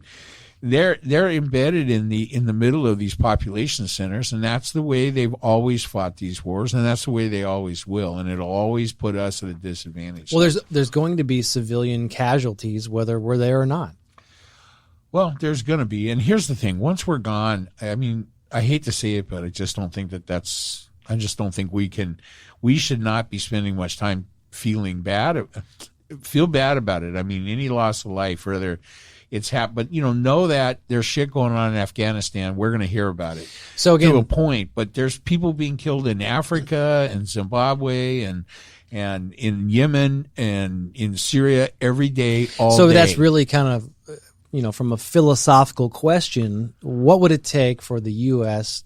to justify intervention for a humanitarian crisis elsewhere? Like I read this article this week that it's a poll, right? So it doesn't mean anything, but over 50% of these people that were polled were in favor of defending Taiwan if China invades.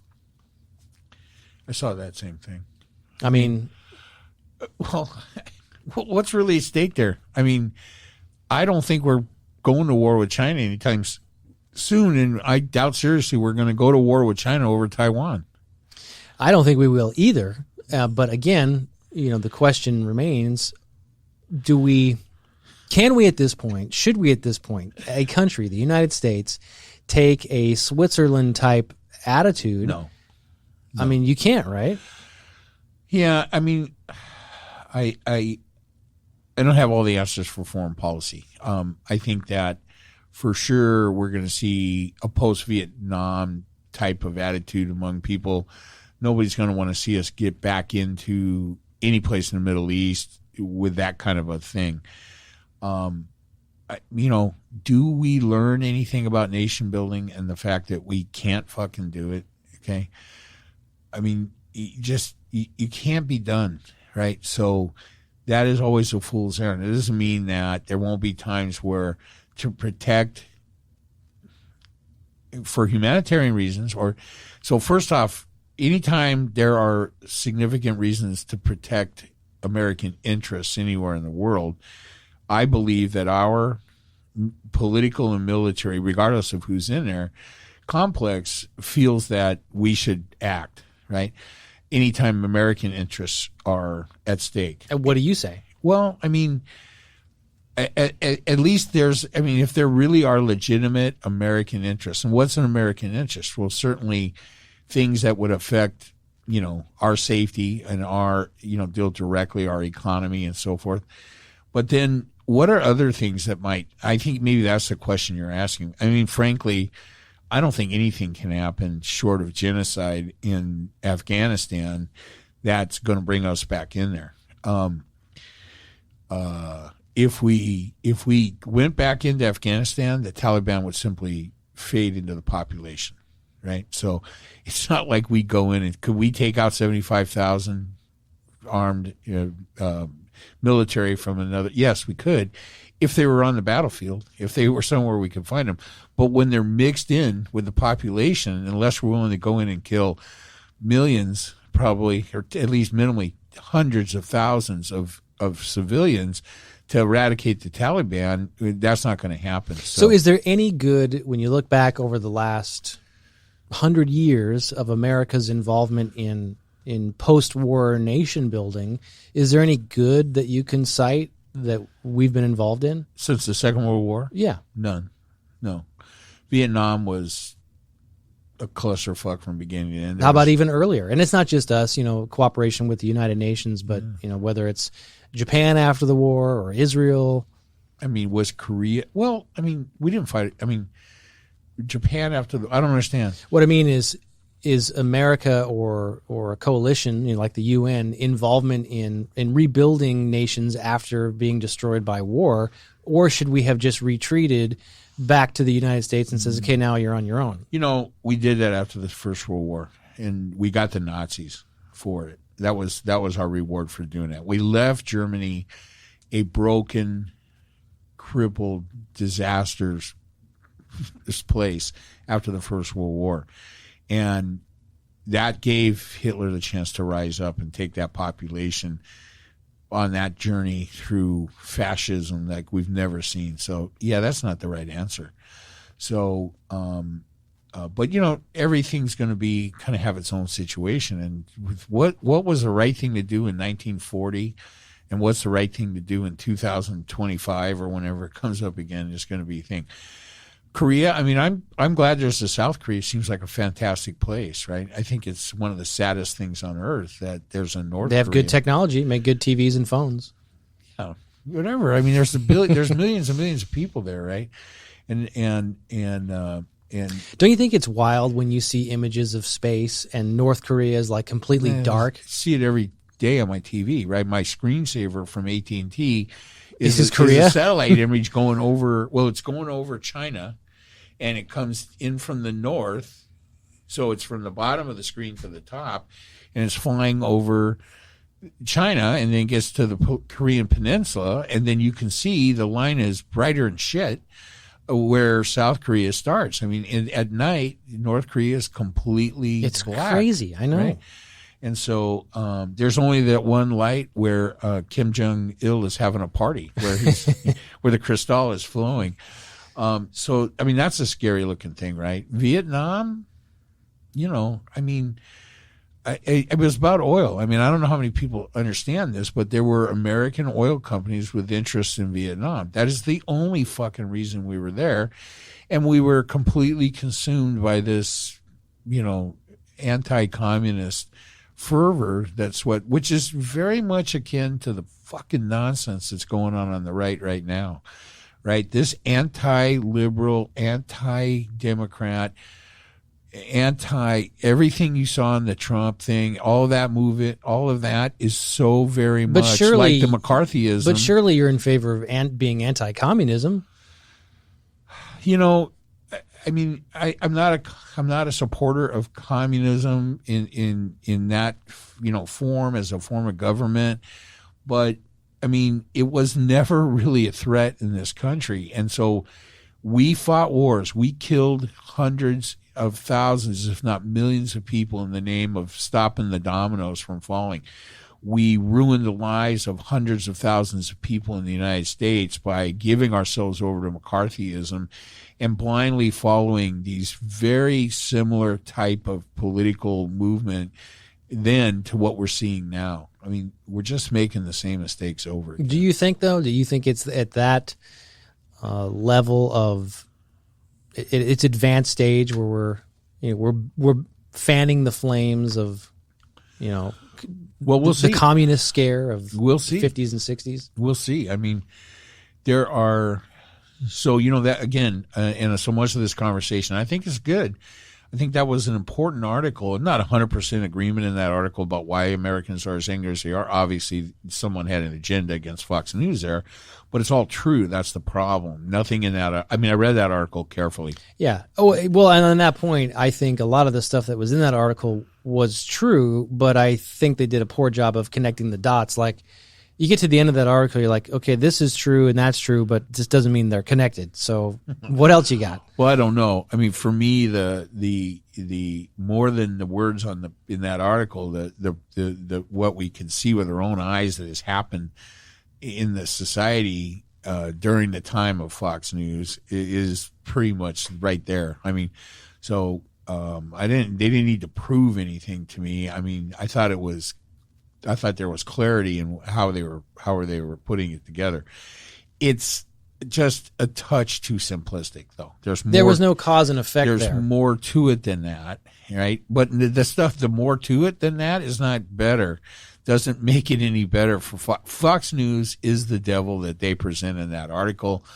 Nothing good about it. We want to have opposing viewpoints for things, we do, but it's Fox News not the answer. Yeah, and I'm not willing to go that far. I don't think they're quite the devil. I think they're just the barking dog. Well, either way, put them down. I don't care. What's so you mentioned that you got us on Getter. What the hell's going on over there? Not much yet. There's nobody on there for me to follow. I mean, they put fight with. Well, they put up. Well, nobody that's going to care about me. I can't see everybody on it. They have like featured people you could follow, but if you come up with a name, you want to search it, you can search it. And so there's only one non-far right wing whack job on the site that I know of, and so I can follow her and see what she says, and I can support her comments, and then see what kind of ire I can draw from whoever's looking at her shit. It's interesting to look at the comments about that one left-wing person that's on there that has any kind of notoriety. And it's like, hey, we all got off of Twitter and Facebook to get away from fuckers like you. Now don't come to Getter and all this, right? And then what I did notice was, so I pulled up. Isn't that what Texas says about California? Yes. Don't move here and bring your bullshit politics. And here's what I have for Texas. Take all of the stupid fucks that want to get out of here and freeze them to death next winter when your grid goes down. I think that it's very interesting. I read their terms of service the best I could. Nobody can read terms of service. They're all too long and stuff. But doesn't mean anything. They're going to change it anyway. I heard the guy read out some selected things on the when I heard him talk with Kara Swisher on Sway, and I found those in their terms of service, and so they're there, and they're just the same thing that they're really the same terms and conditions that Facebook and Twitter has. And it says, hey, if you break the rules, we can take you off. We can pull anything you put up. If we deem it they got a long list. If it's bestiality, if it's violence, if it's, racist, if it's this, we can take it off. So I don't see a shred of difference between this and anything else. Are they going to let people on the right say more shit than Twitter or probably Facebook? For now? Most likely, yeah. I would be my guess. And then, I mean, the guy that started this thing is a big supporter that somehow Facebook and Twitter and Instagram and all of them are biased and actively discriminating against conservative voices on their platforms. Aren't they, though? I don't think they are, Travis. I mean, there is no actual proof for that, right? So he can just say it, and he can say it 10 times a day, and now he's got a platform of his own where he can say it, but that doesn't make it true. But isn't it on the, not conservatives per se, but their talking points? So like the anti-vaxxers, right? That's the conservative group. Yeah, well, when you get on a Twitter or Facebook or an Instagram and you say things about vaccines that are not truthful, right, then that's misinformation, and you should be taken off the site for that. So you have to make a distinction, Travis, between allowing free speech and allowing people to publicly say things in these big public forums that is not true and then is harmful as well. Okay, it doesn't matter if it's not true and it's harmless, right? We talked about this before, right? It's when it's not true and it causes harm. But therein lies the debate. What is the cause and effect? It's like no fucking debate. Okay. Well, I mean, there is a debate. Yeah, what is it? The debate is, how do you know that your message is the cause of harm? Well, you know it when it happens. Like what?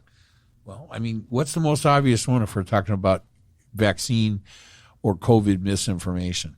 That people don't get the vaccine? Right. And then the thing goes crazy, and so that's how do you know causing they're a lot just of harm. How do you know that they made that decision because something on Getter or Twitter, or they just are crazy on their own right? Say it again now. What I'm saying is, how do you connect the cause and effect there of the people who don't get the vaccine? Maybe they just are crazy in their own right and weren't going to get the vaccine regardless of whatever they read on Twitter or Getter. Well, I mean, that's certainly a possibility, but that's not really what the evidence shows, right? The evidence shows that there's a ton of misinformation that these platforms did allow to get out there. What's the difference between misinformation and untrue information? There's no difference. Why do we call it misinformation? It's just a less inflammatory way of stating it. I mean, I can call Why can't we be inflammatory? I can call it fucking lies all day long if you want. I've never had a problem calling out the lies and nonsense from conservative voices for the last 5 or 6 years. Never had a problem calling that a lie, but in the interest of being a touch less inflammatory, right? So, but you didn't make up. I'm going to rail. You're going to get me. You didn't railed up on this. You didn't make up the term misinformation. That is the proper. Well, I'll tell you what the wrong term is. What? Alternative facts. Yeah, but if look, lies, untruths, misinformation, those are all acceptable terms. Don't you think misinformation is a little too soft? Okay. Yes. Don't you think it? Yes. Don't you think it implies a little bit of wiggle room in there? You want me to harden it up a little? I surely can. Yeah, but what I mean is, why is that the phrase that the social media networks and conglomerates have used? Well, I think because there's been too much discussion about what is truth. How do you know something's true? I mean, but some things can be. That's part of the fact-checked. damage of that discussion, right? But again, we go back to things like math. 2 + 2 is 4. It's not 5. Yeah, and misinformation that causes people not to get vaccinated, and then you see a huge rise in infection rates all across the country, and everybody that's in the goddamn hospital is not vaccinated. Okay. But let's say somebody puts out an article. It doesn't have to be a genius to put that together. I know, but let's say somebody puts out an article that says, whatever, vaccines don't work. But there's all of the science that says the vaccines do work, and they are effective, and certainly more effective than not getting the vaccine. Right. So somebody, when you put that on one of these sites, that's allowable and should not be removed. It is? That vaccines are good, and they... Oh, no, but what if you post vaccines are not effective? Yeah, then does that get removed? That should not be allowed.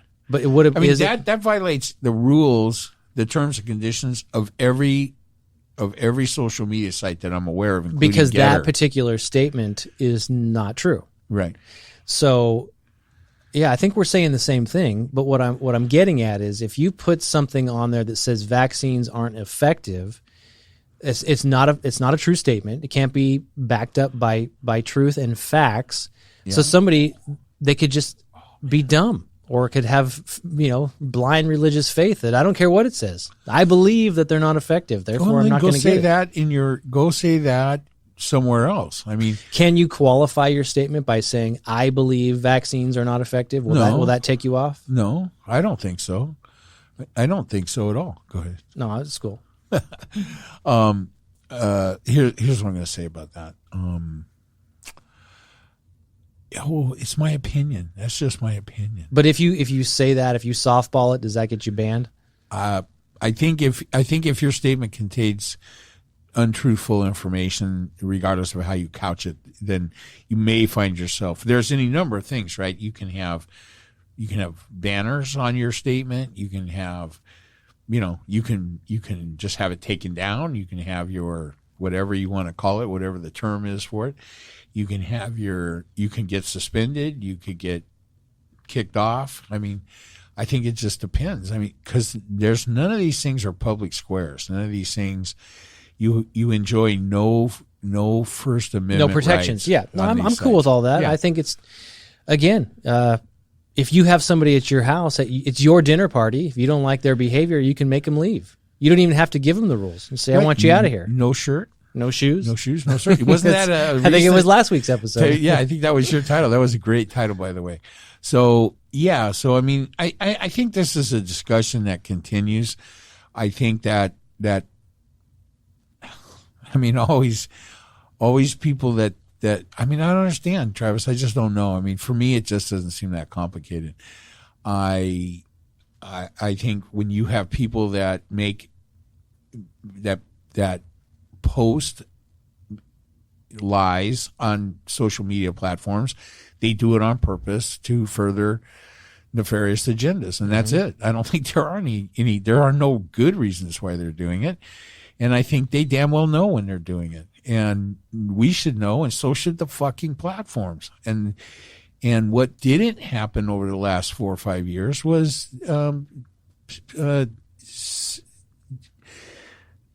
chicken shit motherfuckers like Zuckerberg, Facebook, and just did not want to take any responsibility. Oh well, it's the public discourse. Blah blah blah.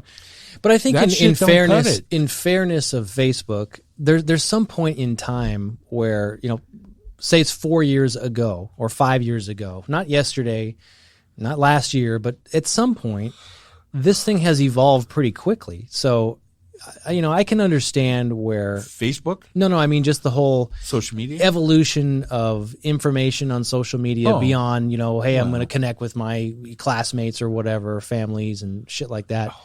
This whole idea of, wait a minute, there's another world of fake information. So go back to, say, it's the whole Russia thing, right? Yeah. That wasn't anything that Facebook wanted. They didn't, that wasn't their agenda. That wasn't their scheme to put that up there. Whether or not they did a good job of trying to identify those issues or get rid of it. It's been pretty well documented. And when I say that, because I've heard it on the public airways, right? And it's been written in newspaper articles and books that Zuckerberg was informed in 2015 that Russian actors were active on the site, posting misinformation about the upcoming 2016 election, and he told them to fuck off and not worry about it, right?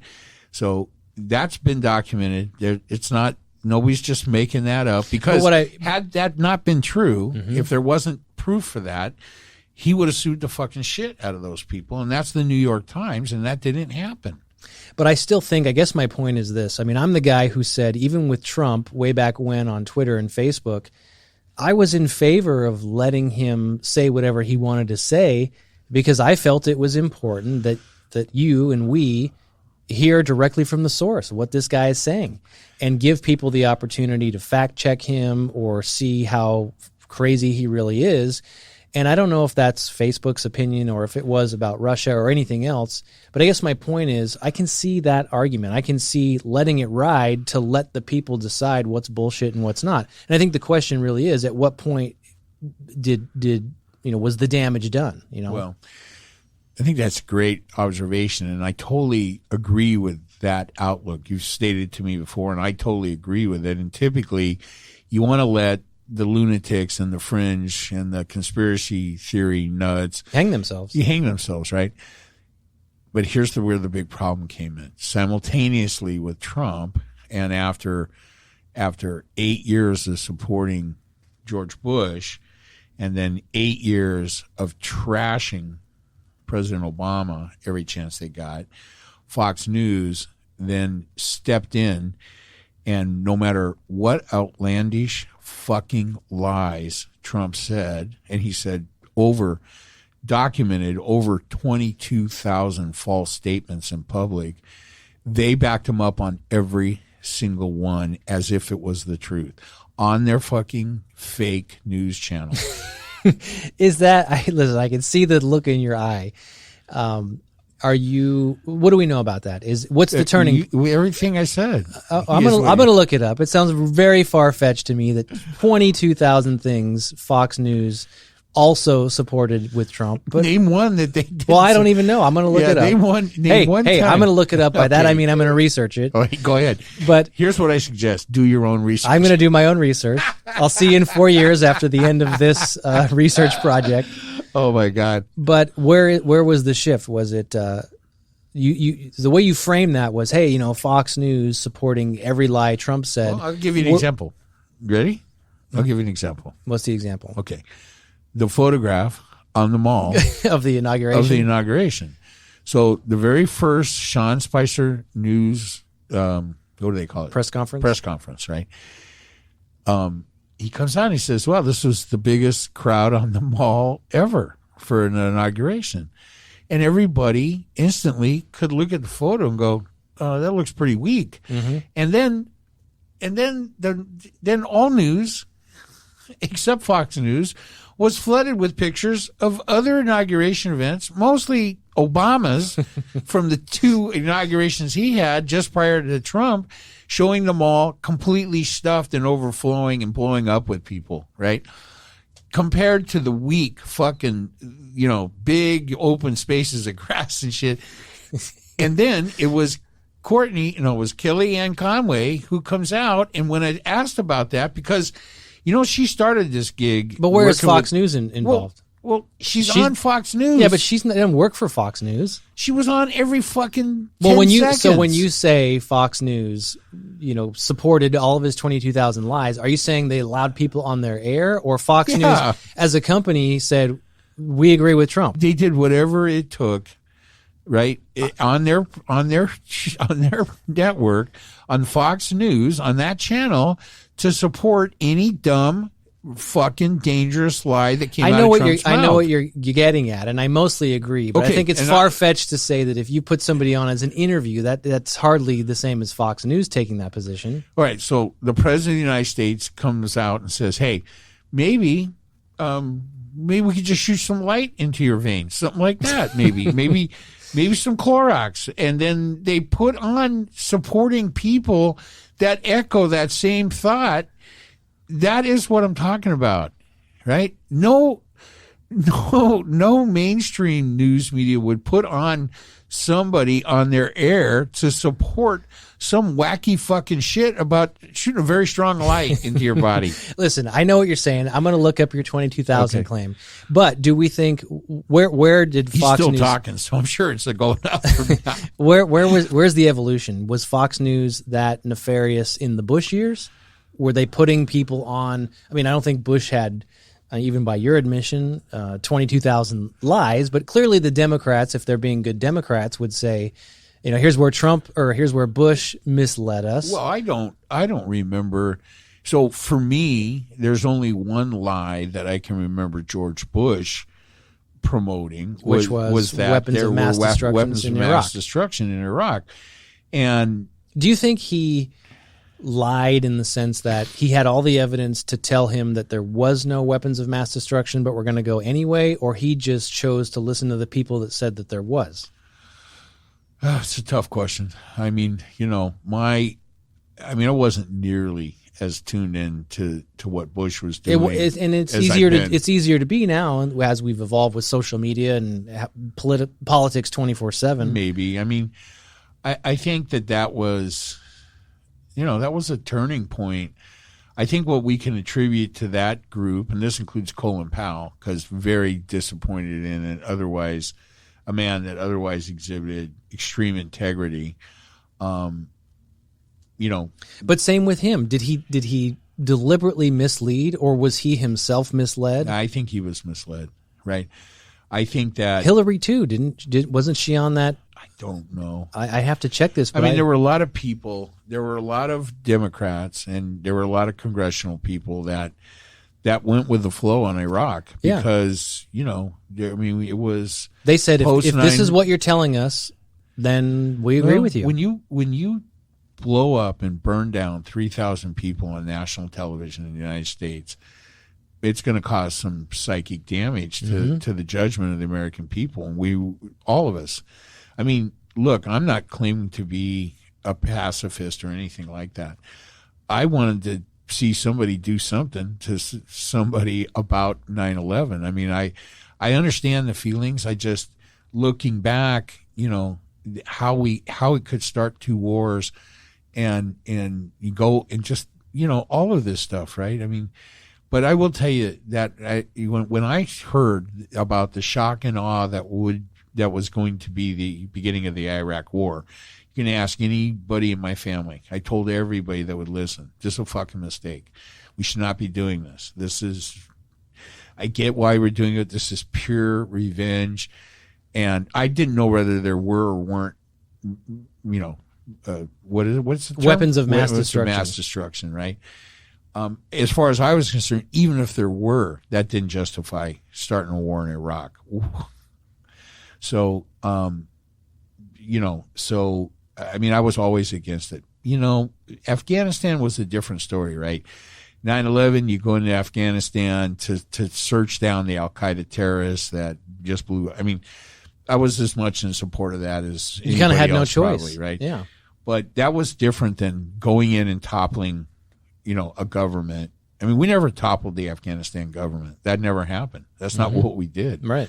So, did we really, in the long run, topple the existing government and put in our own puppet? Yeah, we did. That's how we roll. That's what we do in foreign countries. We never learned. I mean, how did that work out in Iran? Oh, let's see, terrible. The strongest Islamic terror-supporting government on the planet exists in Iran, right? And we're all focused on fucking. You talk about shithole countries. Iraq and Afghanistan didn't pose any kind of threat to us at all. Iran, that's a different story, right? They have a massive military and capabilities, and we've got our eyes off the prize for 20 fucking years, right?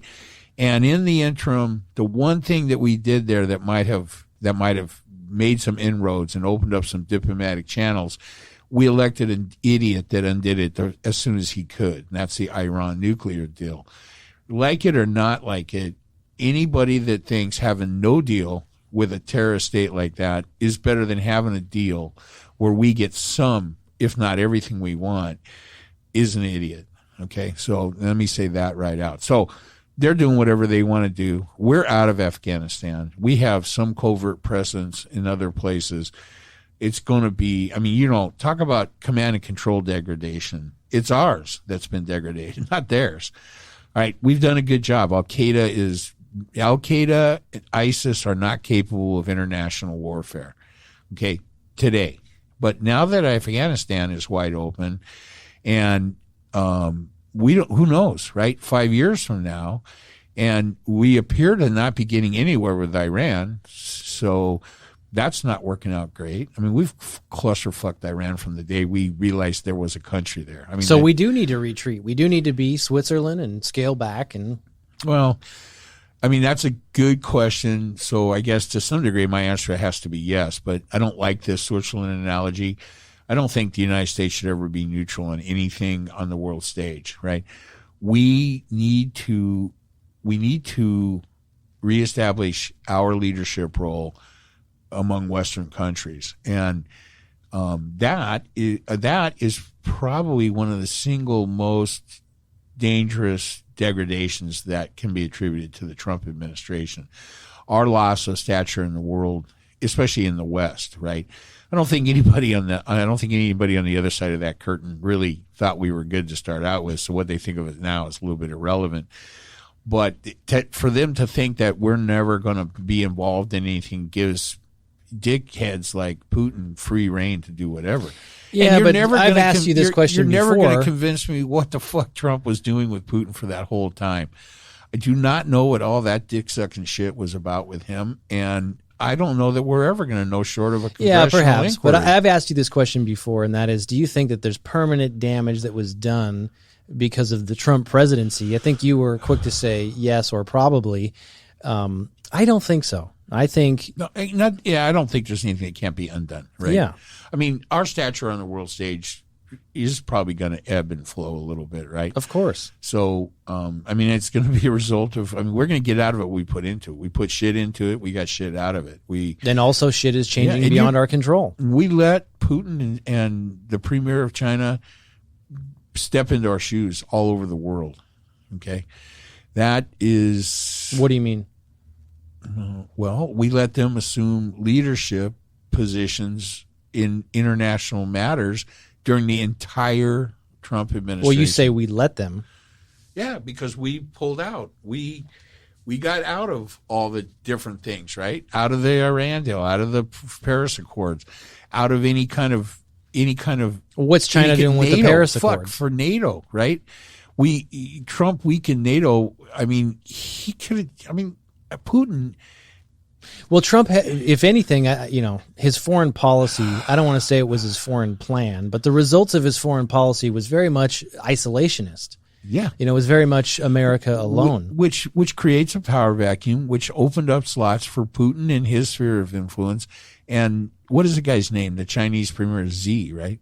So so China was able all over Asia and Southeast Asia, where China wasn't in the leadership role, they have now exerted their influence. I understand, and I don't think that's untrue, but there's other influences beyond our control with China that we were not previously involved in, like their takeover of Africa, for their economic takeover, basically. I mean, we don't have really any control or presence there. Right, and that is so. That is a situation that is a little more subtle, but that's China, right? I mean, Putin's not doing anything that subtle. He's going to take Ukraine, and you think he will? Yeah, of course he will. And what should we do about that? Well, I mean, we'll have to decide, right? I mean, whatever we do, whatever we end up doing, and whatever it costs us in money and lives. It will have been exacerbated by the shit show that was the Trump administration and his relationship with Russia. And I don't know what else there is to say about that. I mean, it's the future. We don't know what's going to happen. We don't know, and I don't think it's a fair statement to say that whatever happens in the future, we have to blame on the Trump administration. I didn't say that. I said that whatever. You said it was exacerbated. And that's not. But depending on what happens and when, the farther we are removed from Trump, whether he's in jail or in his grave or whatever, the farther we are removed from him when catastrophe happens, you clearly can't blame it on him. Okay. So what have we learned today? That Fox News is the they are what we always said they were. They're the evil that you always thought they were.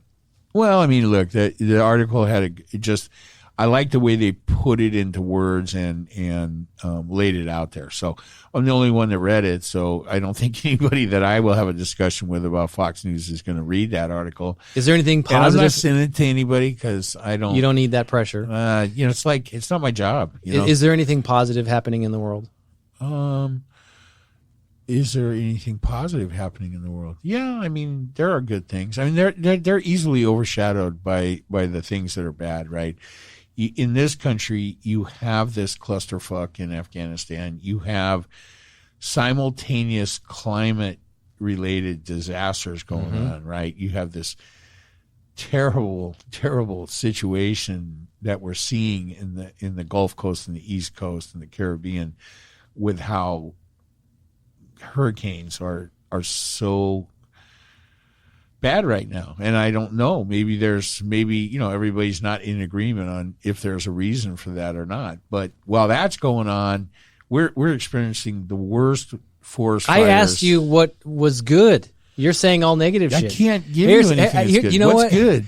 You know what? I wrote this down. The top, this was like in my Apple News feed. Okay. Literally the top however many stories this is. This was yesterday. Deadly Ida leaves more than 1 million without power. Yeah. U.S. says Afghanistan evacuation's final hours are particularly dangerous. Yeah. Feds open investigations into 5 states limiting school mask mandates. Yep. Entire city of South Lake Tahoe evacuated as weather drives Calder fire. Yep. Hate crimes rise to the highest level in 12 years amid increasing attacks on Black and Asian Americans. Who do you think? These are the top stories. Who's responsible for that? Are you writing these headlines? There's nothing positive. Well, I mean, first off, what you're looking at was this the Apple News feed? Yeah, it's my Apple News feed. I mean, you're not seeing, that's the mainstream media, right? Okay, so on the other side of the mainstream media, you're not getting happy stories out of Newsmax and OAN and Fox. So that part of it is not. It's not like two sides of two others. I mean, they're the same, right? It's this leads, right? I mean, yeah. And the Apple feed is just that. It's multiple sources. Yeah, I mean, so are there good things? I mean, I don't know. What kind of kumbaya shit can I come up with? You don't need to. Don't worry about it.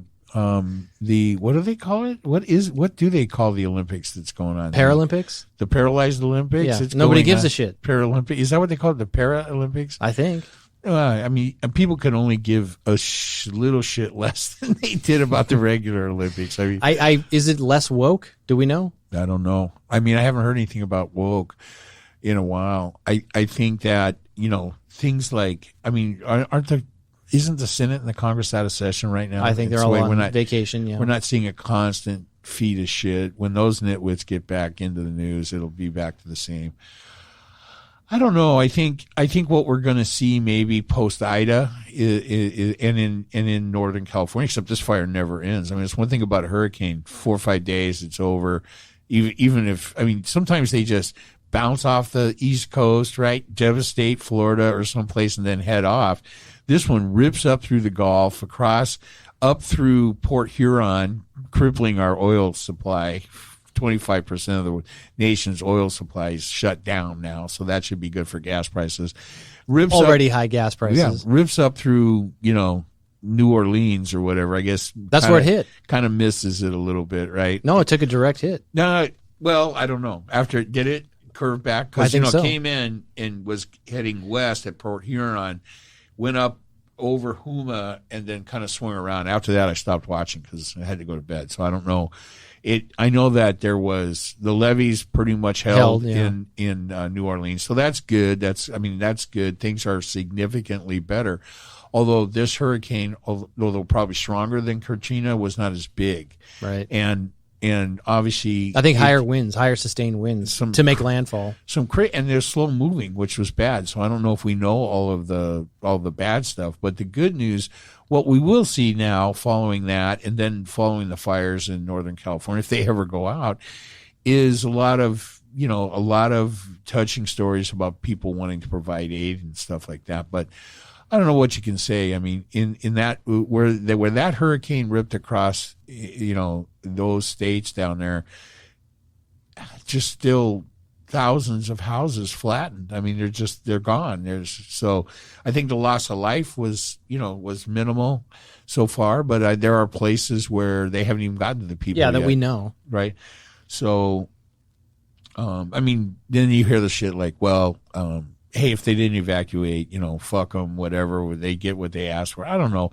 Evacuating, if you've got plenty of money, that's easy. But if you don't, right, if you're barely making it from check to check on whatever your money's coming from, whether you're a vital, minimum wage worker working 3 jobs or you're some kind of government slob on the dole, either way, you don't have much money. Evacuation is not like, hey, let's just hop a jet and fly to, Oregon and see the West Coast. Why would anybody want to go to Oregon? Whatever, right? So you're stuck in you don't have the money to do any of that, right? You don't have a car. A lot of people don't have this stuff. And so they're stuck in their fucking house. They're up in their attic. Now they're on their roof in some of those places and they're still there. Yeah, they were talking about if you go to your attic, bring an axe with you. So you can chop your fucking way out of it. That's crazy. I think it would be better to bring your dive tank so you can get it yeah, no shit. So, all bad. I mean, of course, the California response is, well, that's why we pay so much here, so we don't have to deal with that shit. The earthquake is coming. That's my fear, though. So, and we will be Arizona Bay at that point when we break off into the ocean. So I don't know. Yeah, I'm struggling to find something good. I can what tell. About you? Is there nothing good? Nothing that you can think of? Oh, it's all terrible. Oh, okay. I thought you had. No. I thought you had the other side of that handle. When I was going to fill, you were going to pick it up. No, but I always try to find a way to laugh, make sure that there's a bit of humor. Hopefully, we've entertained you. What is funny right now? Right. Well, if you're a Democrat, nothing. Democrats can't laugh at anything. Oh, wait, there is one that can. Okay, yeah, I was going to say, let's name all those really big, successful right-wing comics. Let's see. I can't think of any. Tim Allen. He didn't start out that way, though. Yes, he did. He was funny when he started out. Not now. Oh, but he was always right-wing. Was he? Yeah. I always liked the deal he did where the wife runs the car out of oil and blows up the engine. He says, when the light came on, why didn't you get the oil checked? Well, I thought if it was serious, the light would have got brighter. So that was always my favorite. Yeah. So is that it? Yeah. Well, I've got you on a positive note, a bit of laughter. Yeah. So let's say goodbye today, my friend. All right. Well, until we're off on our next year of podcasting. Very good. Happy anniversary to us and happy couch funeling. Okay. Goodbye, everybody.